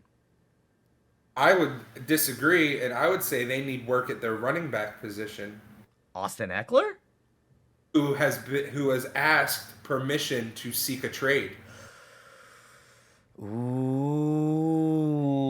I forgot about that. That happened yesterday. Yep, Austin Eckler has requested permission to seek a trade. And let's not forget that I called that Eckler would finish RB1 last year. Yep, And he finished what, RB1, RB2? I think so. I think he was 2. I think Josh Jacobs was 1. Yeah, I think Josh Jacobs took 1 and then he took 2. But yeah, so I would argue that they need their biggest need, Oh. if he walks, will be running back. This can't be right. What? This same thing that I'm looking at right here, is saying that Jonathan Taylor and Christian McCaffrey were still number 1 and number 2 running backs. That was pre-draft rankings. Yeah. That's not how they finished. No. And it not has at all. so when I said Gesicki was number 11, finished tight end number 11, that could have been wrong actually. Let me go back. That clearly was not. Here we go. Let's just go to ESPN's actual rankings. We do an ESPN league. Yes. So just to correct ourselves from earlier, Gesicki finished.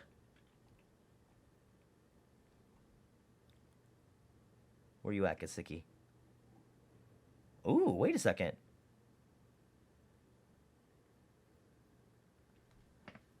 Where's Gesicki at?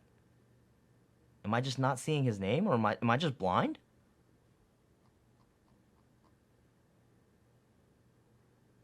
Cue the Jeopardy music. Wait, do I have it up here? I think I have it up here.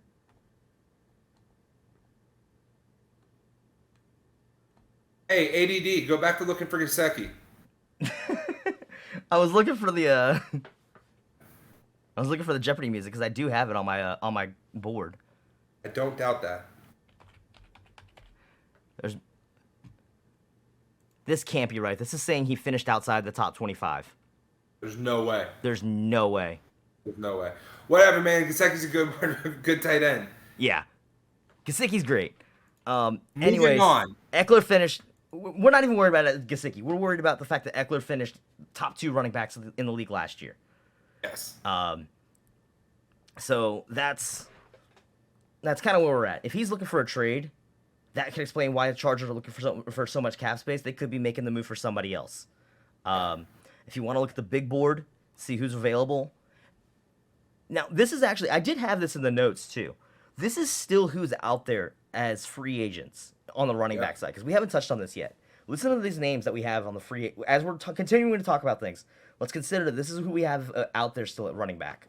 David Montgomery, Miles Sanders, Leonard Fournette, Devin Singletary, Kareem Hunt, Damian Harris, Alexander Madison, Rashad Penny, Jamal Williams, James Robinson, Jeff Wilson, Raheem Mostert, Deontay Foreman, Jerick McKinnon, Latavius Murphy, Samaj Perine,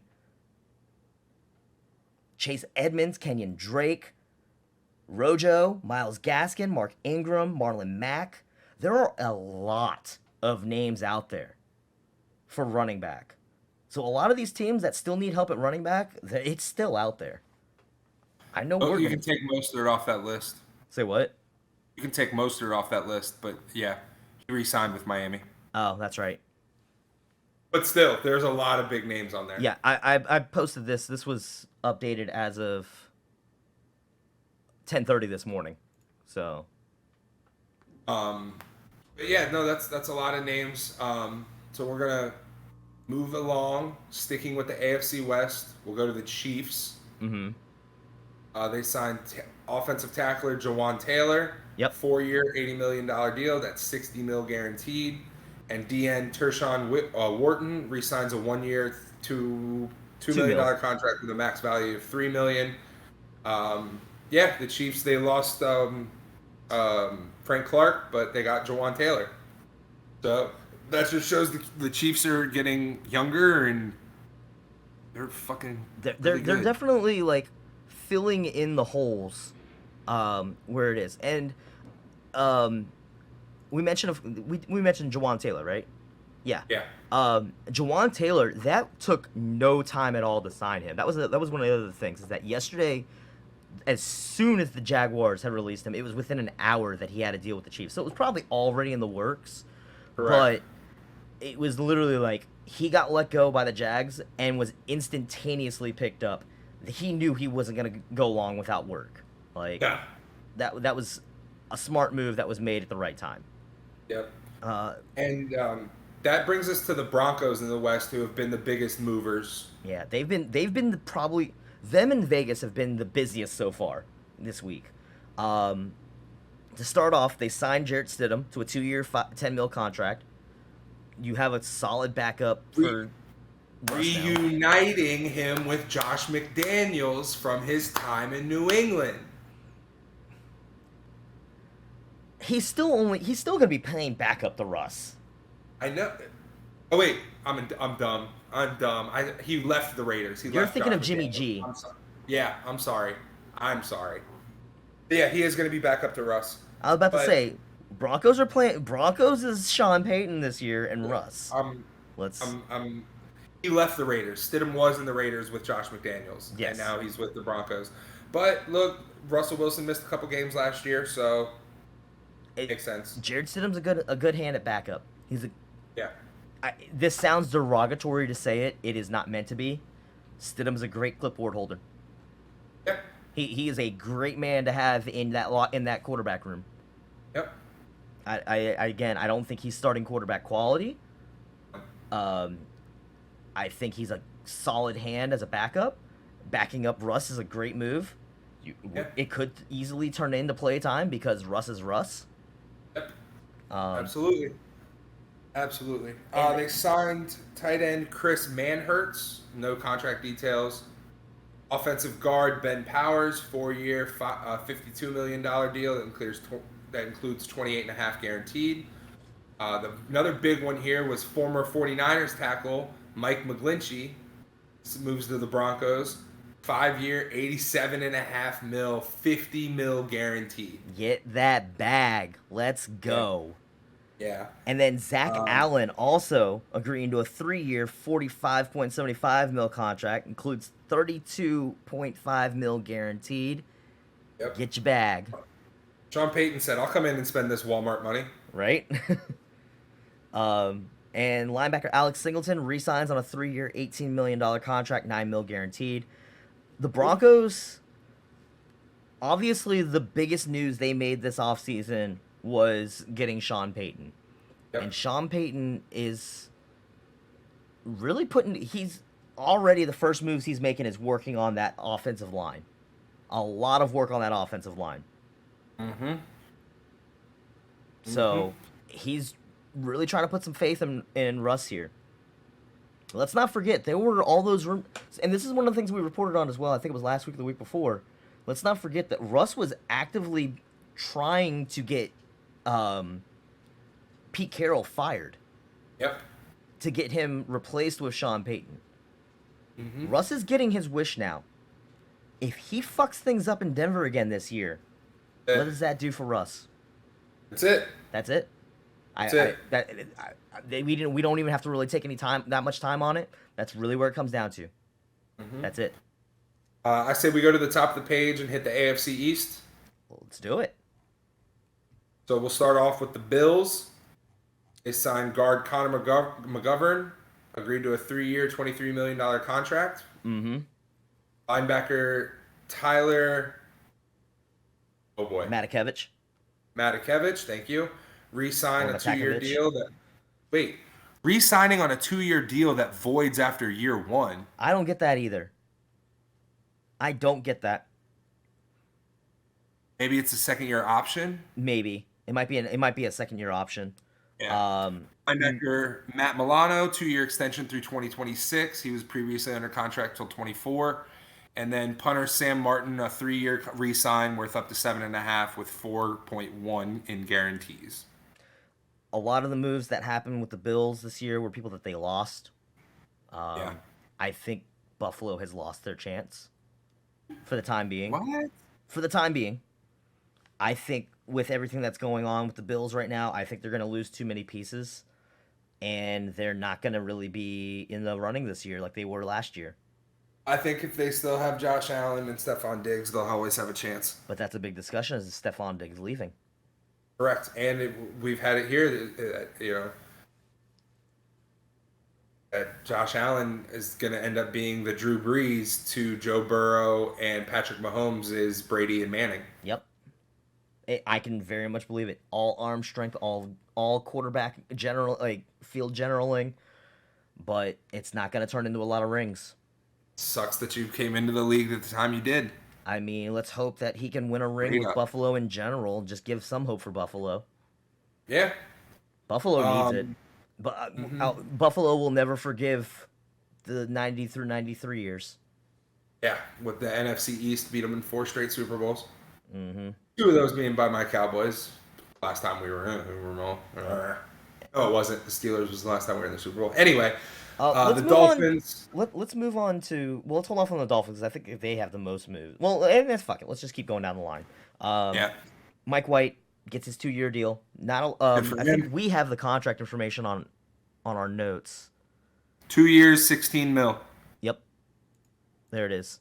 Good for him. His jersey's in the Hall of Fame for what he did with the Jets that one time. When they needed it. Yep. Former and Cowboy. If Tua gets hurt again, I think Mike White's a great backup. He's proven himself. As we already mentioned, they agreed on a 2-year, $5.6 million deal with Raheem Mostert. Seems cheap. I can agree with that, but again, Miami's always had running back by committee. Correct. So if they're spreading out all that money out across the committee running backs, it makes sense. Yep. They also signed linebacker David Long, 2 years, $11 million deal. And as we mentioned, in the trade with the Rams, they got Jalen Ramsey.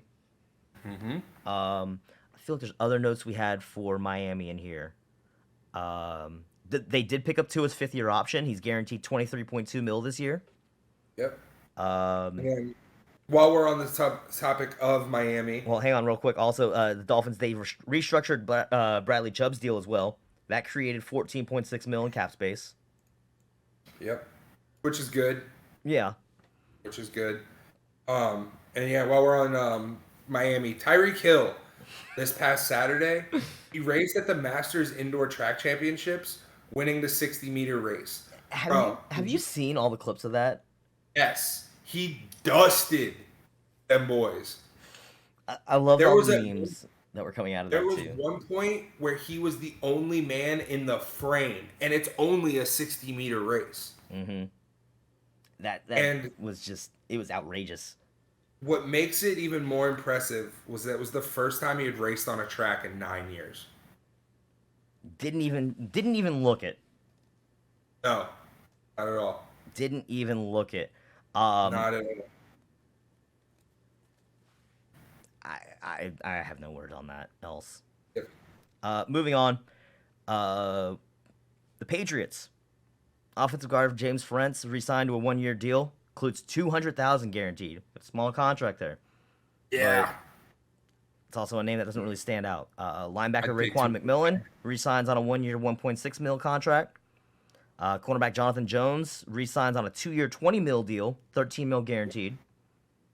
But the biggest news, honestly, that I would argue with that came out of New England, Devin McCourty announcing his retirement after 14 years. All of them with New England. You don't see that every day. Which we both tried putting in the notes at the same time. Right? That was kind of funny. As soon as it was announced, we're both in there typing, and it's like, oh shit, we're typing the same thing. Respect to Devin McCourty. He was a great corner. Couple rings being in New England for that long.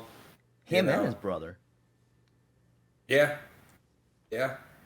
His brother spent more time with the Titans, if I remember, though. I think so. But either way, the McCourty brothers were amazing corners in the league. Yeah. First ballot Hall of Famer? No. No. No. Mm-mm. Not enough body. I don't think he has enough picks, enough. Another thing that I think will play against him is he was quiet. That's fair. You know, That's fair. he wasn't that flashy Deion Sanders. Also, Snake. I finally found the point. I finally got the points to pull up from last year. Austin Eckler did finish RB1. Okay. Josh Jacobs finished RB3. He was 2. Christian McCaffrey. That makes sense. After he made the jump over to San Francisco, he recovered his numbers. Yeah. And Figure while out we're what- at it, to answer the question, Gesicki finished outside the top 10. Where? Oh, wow. Way down there. Let me count it out. 5, 6, 7, 8, 9, 10, 11, 12, 13, 14, 15, 16, 17, 18, 19, 20, 21, 22, 23. He finished tight end 23 on the year. That doesn't seem right. It doesn't. But at the Anyway. same time, like, his numbers from last season are actually, it shows. 32 Yeah. receptions for 362 yards and 5 touchdowns on the season. It seemed like he put in more work than he did. Yeah. The Jets, they re-signed linebacker Quincy Williams on a 3-year, $18 million deal that maxes out at $21 million with incentives. Safety Chuck Clark was acquired in a trade with Baltimore in exchange for a 2024 seventh rounder. And kicker Greg Zuerlein re-signs a 1-year deal worth up to $3.5 million. Zerline's a great kicker, so good for him. He is. And the reason we saved the Jets for the last is there is all this drama going around that Aaron Rodgers will be joining them. While we were live, I did get this kind of breaking news, but I didn't say anything because we were on the wrestling side of the house. But allegedly, Aaron Rodgers sent the Jets a wish list of free agent targets he would want. And the names include Randall Cobb, Alan Lazard, OBJ, and Mercedes Lewis. I'm not surprised to see 2 former Green Bay players on that list. 3. Mercedes Lewis, you're right. Yeah. I can see that. Yep. Is Mercedes Lewis a free agent right now? Do not know. Yes, he is. He is on the unrestricted free agency list. So, I mean, honestly, man, I'm kind of tired of the Aaron Rodgers drama, honestly. It's one of those things, again, just hurry up and do it. Right. Hurry up and do it. Let's move to the That'll bring north. us not a lot. Not a lot in the north. North's been kind of quiet. Obviously, Lamar, we've got all the drama around him. We are more than done talking about that. In addition to that, they also released Calais Campbell. Correct, but in their release, they did not rule bringing him back. They didn't rule that out. They did. So there is a chance. However, I did see the. Did you see the statement that Calais Campbell put out on social media? He put out. It was a very classy statement, just thanking Baltimore for his time there, just wishing luck to the team. Like it was a very classy letter.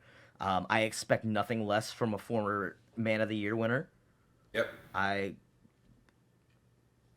think that, there's really no other way to look at it. He's just a great guy, deserves it, deserves his flowers. Honestly, this would be a brave argument. I wouldn't be surprised. I would not be surprised. I would not be upset if he decided to call it a career after 14 years. Either. And especially like if he just so happens to, I think he very much could still find a position on a team. Yep. But yeah, Yep. I think that I think it'd be a thing. One of my favorite things about Calais Campbell is that he's like 6'7". He's just fucking massive. he's a huge ass guy. But Massive. it's human. just like so like if you've ever watched videos of him or anything, he's so well spoken. He's very like mild mannered. Remember, Yeah. didn't he make the appearance on the league? I believe so. Yeah, I believe early in his career he had an appearance on the league, and that really like put a shine on him as well. It's just like you got to see a lot of his character. Plus, anybody that gets onto the league, we automatically pop for because we absolutely loved that show. Yes, we did. That and Blue Mountain State. God, we wore both of those out with our jokes. The Bengals. Oil they changes re-signed. for everyone. I knew it was coming. I knew it was coming. I was waiting. I was like, that's why I paused. I was like, he's going to do the oil changes. And I was like, let me just. Nope. I knew it was coming. You know me too well. The Bengals re-signed Jermaine Pratt, 3-year, $21 million, receives 10.3 in year 1 and 15.1 over 2 years. Seems like a lot of his money comes in the first and third year then. I mean, good for him. Get your bag. I know he really shored up that. He's not like the biggest of playmakers, but he's definitely been a standout on that Bengals defense. So get your bag, man. Get your bag. The Browns, they re-signed center Ethan Pocic, 3-year, $18 million. Defensive tackle Dalvin Tomlinson signs a 4-year, $57 million contract. And edge rusher Obo Okoronkwo signs a 3-year, $19 million deal with a max value of $22. He's getting $12.5 guaranteed. And then that brings us to the Steelers, Again, who we by the already way, touched none, on. none of those Browns picks, none of those Browns signings are really like anything that jumps off the page, except for maybe Dalvin Tomlinson. Maybe Dalvin Tomlinson. But Um, these are all pretty standard moves, standard offseason moves. We didn't expect a lot out of the Cleveland camp, so Right. The Steelers, they signed Cam Sutton, not the Lions, but they also signed Patrick Peterson. 2 years, $14 million deal. Steelers have a nasty defensive backfield now. But that's also one of the parts where they had one of the worst passing defenses in the league last year. So Yeah. they needed that. I think personally, Patrick Peterson is starting to really get up there in age. Yes. We do see a lot of longevity out of cornerbacks, but he's definitely getting up there, and he's not the star maker he was in the first 5-6 years of his career. I agree. I still remember prime Patrick Peterson in Arizona being a monster, and he's still a monster. Don't get me wrong. Let's not take away anything about that. Patrick Peterson is still a monster.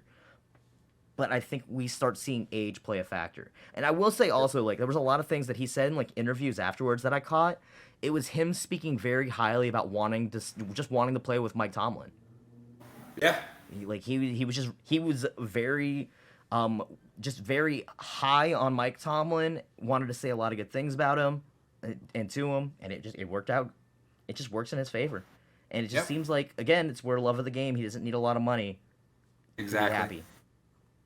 And that brings us finally to the AFC South. We're gonna hold off on the Titans. Yeah, the Titans signed offensive tackle Andre Dillard, a 3-year, $29 million contract. And then they re-signed their long snapper Morgan Cox to a 1-year extension. Yep. Jacksonville, quarterback C.J. Beathard re-signs on a 2-year, $4.5 million contract. He's your backup to Trevor Lawrence at this point. I remember Beathard's year in the 49ers. In the Bay, and where he made a little bit of a name for himself while everyone else was out injured because injuries. I think he's a great hand in that quarterback room. I do think it's interesting that his deal has $1 million in incentives. If Trevor Lawrence plays a full season, you're not getting your incentives, bud. That might be the incentive. If we don't need you, you get $1 million. True. Or it could be $1 million if you have to play at all. I mean, that's usually what it is. If you do have to play, you get an extra $1 million. Yeah. That's usually how. If you end up starting so many games, it's basically this is your insurance for Trevor Lawrence. Yep. And considering how all in they've been becoming on Trevor Lawrence, I'm not against it. I don't know. Especially after him, Lawrence really stepping up his game last year and leveling up. Mm-hmm. I think this is a great move. As we mentioned last week, Evan Ingram got the non-exclusive franchise tag. So he's going to get paid good this year. Safety Andrew Wingard re-signing on a 3-year, $9.6 million contract. Max value of $13.8, $6 million guaranteed. That secondary was really good last year. Yeah. I again, what can you say? Defensive lineman Roy Robertson Harris, also 3-year, $30 million extension. Mm-hmm. They're working on shoring up that defense and keeping people around. It's not signing new people; it's a lot of keeping people around. That's what you like to see when you're trying to build a team that's trying to become a dynasty. Because in reality, that Jacksonville team is becoming a dynasty. That is the team. I still would argue that is the team to watch in the AFC South. I agree. I completely agree with that. The Colts, they make their moves. Kicker Matt Gay signs a 4-year, $22.5 million deal. Good for him. That's a lot of money. Good for him. EJ Speed re-signs on a 2-year, $9 million deal. Great name. And then edge rusher Tyquan Lewis, 1-year, $2.1 million deal. Max value of $3.35, $500,000 guaranteed. I mean, he didn't really stand out as an edge rusher, but he definitely was a good playmaker. Position you want to have shored up, that's for sure. Mm-hmm. Now, the big one in the AFC South is the Texans. They have been busy as shit. But before we get into all these contract talks, I do want to point out that there was one big one. There was a big piece of news that dropped early in the week, like late in the week last week. And that's that that the Texans will lose their 5th round pick this year, and they're being fined over $175,000 for a salary cap violation in regards to Deshaun Watson in 2020. So basically what had happened was they failed to report that he had received incentives to train at an alternative athletic facility, and they paid for the membership. Now, what this means, like specifically, this probably is just something as small as like, hey, he needed extra time to work out while things were going on, so we're going to pay for your Gold's Gym membership for a year. Something as small as that. If you don't report that, it turns into a $175,000 fine and a loss of a 5th round pick. Yeah. There's rules in place for a reason, man. And honestly, the only other thing that I can think of when it comes to that is go fucking figure, more trouble with Deshaun Watson. Exactly. So let's get into the actual contract talks and free agency moves. Case Keenum signs a 2-year deal, $6.25 million, $4 million guaranteed, max value of $8 and a quarter with incentives. He might be their week 1 starter. Might be. I wouldn't be opposed. Noah Brown, as we mentioned earlier, was signed. We're still waiting on contract information there. Robert Woods also signs 2 years, $15.25 mil, $10 million fully guaranteed, max value of $17 mil. Coming from Tennessee, really making that's a lot. That's a massive upgrade right there to your wide receiver room right off the bat. For sure. That is a massive upgrade. And hang on a second. Let me just reconfirm that real quick, but I do believe that is right. You are reconnecting Brandon Cooks and Robert Woods. Yeah. I just realized that. That's a duo that tore things up in LA a couple years ago. Yeah, they sure did. They sure did. And Brandon Cooks, man, he's been a solid hand at wide receiver for the past couple of years. Didn't they almost lose him last year? Didn't he almost get traded? He almost came to Dallas. That's right. Yeah, that was in discussion, heavy discussions. They also signed tight end Andrew Beck, 2 years, $6.75 mil, and $4 million guaranteed. Get your bag. Yep. Shaq Mason, offensive guard, acquired in a trade with the Bucks. Along with Mason, the Texans received the 7th round pick in exchange for a 6th rounder. That's a big signing for them. Yeah, it is. You know, they're most likely going to draft a quarterback. Mm-hmm. And again, like we've said, you get a good offensive line to help out a new quarterback coming in. Just in those same lines, they also re-signed center Scott Quessenberry. Say that 5 times fast. What a name. Center Scott Quessenberry. Say that. That's just, yeah. That's a good one. Yeah. Edge rusher Chase Winovich is expected to sign with the Texans. It's not official. Yeah. That could be one of the things that's made official tomorrow at the start of the league year. Defensive lineman Hassan Ridgeway, 1 year, $3.25 mil, max value of $4 mil with incentives. And then, even bigger, 2 upgrades at safety. First, you have Jimmy Ward is expected to sign. Hasn't been made official, but that'll be official. I believe they said tomorrow. And then MJ Stewart also re-signing on a 2-year contract, max of $7.5 mil. MJ Stewart's not a very flashy name. He doesn't really jump off the page, but that man's a playmaker. He's a solid hand. He is a very good playmaker. Watch him make some moves next year. With this, especially again, this is an all-new coaching regime. This is a team that's going through a complete refresh. They are in full rebuild mode. It's a good time to make your name on a small contract. I agree. Real good name. A real good opportunity. Wow, we actually made it through all the free agency news. I'm shocked. That took forever. Mm-hmm. Now that only leaves us with that leaves us with 2 things, and I want to start with. Let's just go ahead and cover. Not a lot really to cover with the XFL this week. No. There's really. Although I do want to make a correction from a mistake we made last week. Last week we said that Ben DiNucci played for the Vipers. He does not. He plays for the Sea Dragons. You said that?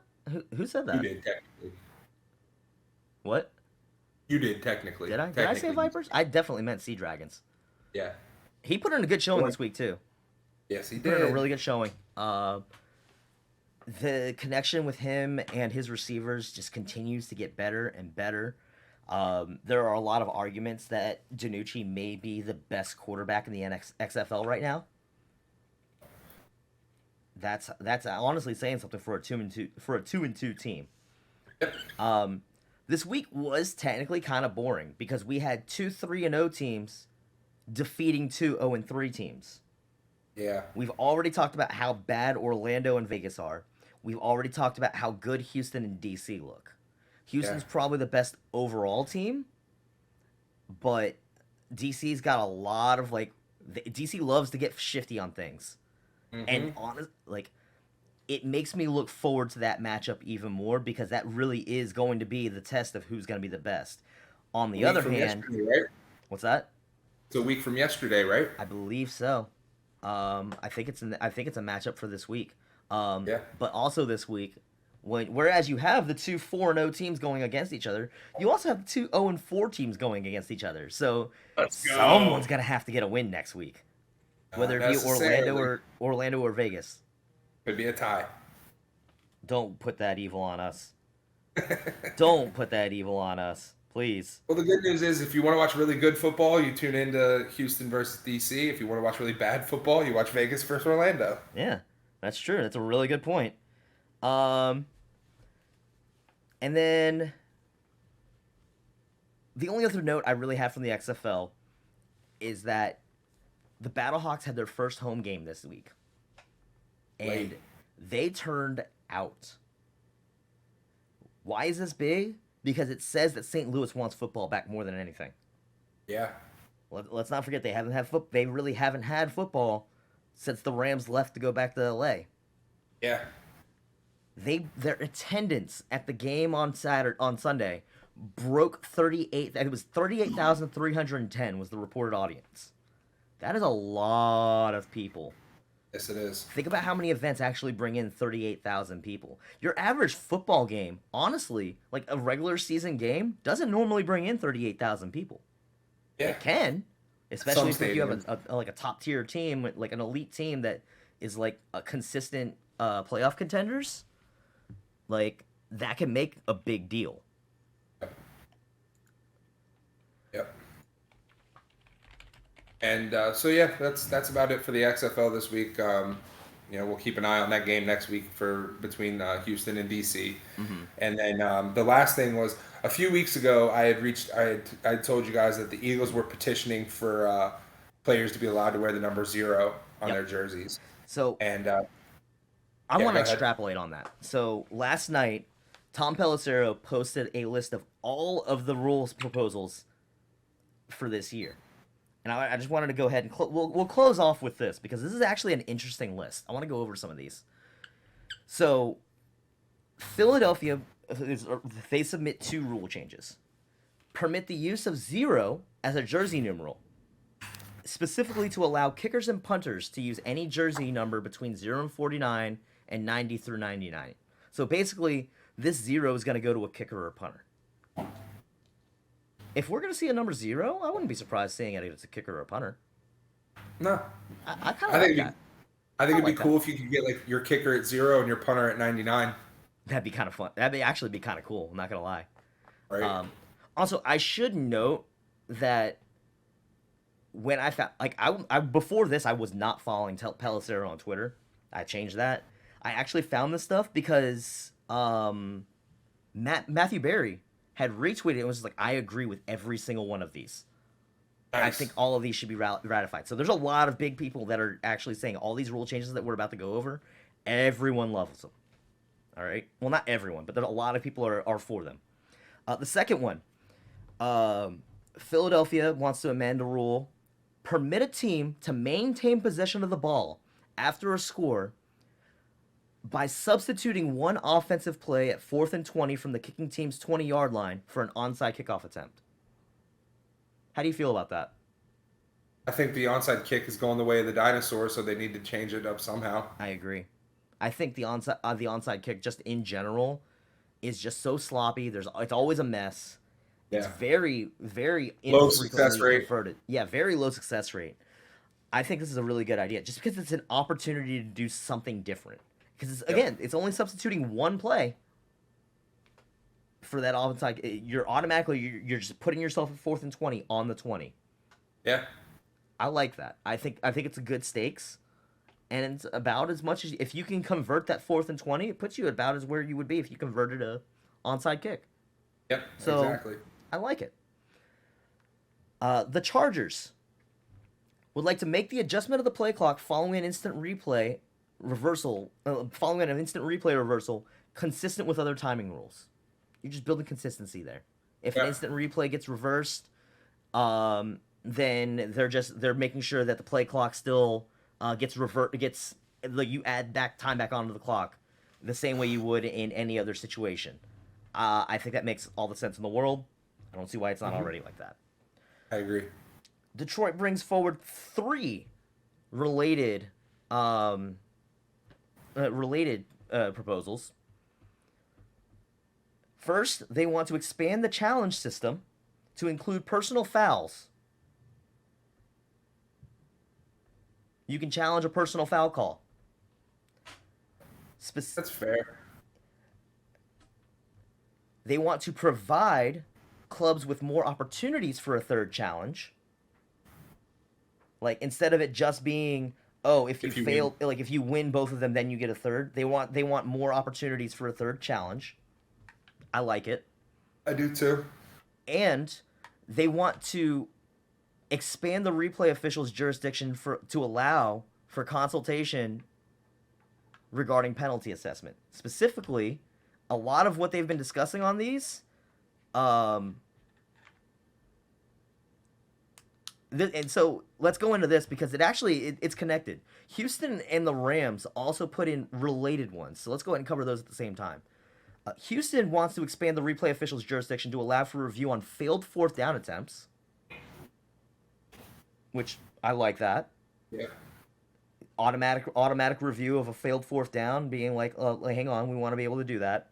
And they want to make fouls for roughing the passer called on the field subject to a replay assist and or review by coach's challenge. Okay. I like that too. I like it. Because how many times have we seen a roughing the passer or a pass interference call go bad and then everyone starts bitching about it? Yep. If you put that up to a coach's challenge and or allowing it to be reviewed more often, you minimize the number of issues with that. Completely agree. And then the last one we have here, the New York Jets want to amend the rule to expand the crackback prohibition to players who go in motion and go beyond the center to block. To go beyond the center to block a defender below the waist. So basically, but if I'm reading this correctly, your offensive lineman can't rush up and then take a defender out below the waist. That's fair. I think Limit that's very knee fair. injuries. I think it's very fair. Your offensive lineman should not be like going for the legs on anybody. Like, your goal is protection, not like taking people out. That's the defense's job. So yeah, I like it, and it's pretty. They all make sense. They do. There are also 2 bylaw proposals that have also been proposed, and these are fun. I like these. Detroit wants to amend the article that allows a club to designate an emergency third quarterback from its inactive list or practice squad who would be eligible to enter a game in the case of an emergency in the event of the first 2 quarterbacks on game day being ruled out. So 49ers to support it. yeah, that's literally the first thing I was thinking of was what happened with Brock Purdy and Josh Johnson in the NFC Championship game last year. I'm surprised that San Francisco wasn't the ones to move that forward. It was Detroit. Right. But right. But I like it. I think it's a really good decision because it's a rare situation. It's not like it's going to affect a lot of people, but yeah, I think it's a good idea. And then the other one, this one, I read this, and I'm not going to lie, I was actually like, ooh. The Los Angeles Chargers would like to make an amendment to seed wildcard teams higher than division championships in the playoffs if A, the division champions have win-loss tie percentages lower than 500, looking at the look at the NFC South this year, and or the wildcard teams have 4 or more wins than the division championships with losing records. So, say that team is like a 7, or like finishes 7 or 8 and 9, right? They're under 500, and 4 of those losses went to teams that are your wild cards. I think it's only fair if you get ranked lower. Completely agree. Completely agree. Because if you're just making it into the playoffs on a technicality because by your division, then yeah. I'm with it. I'm with it too. That actually does it for us.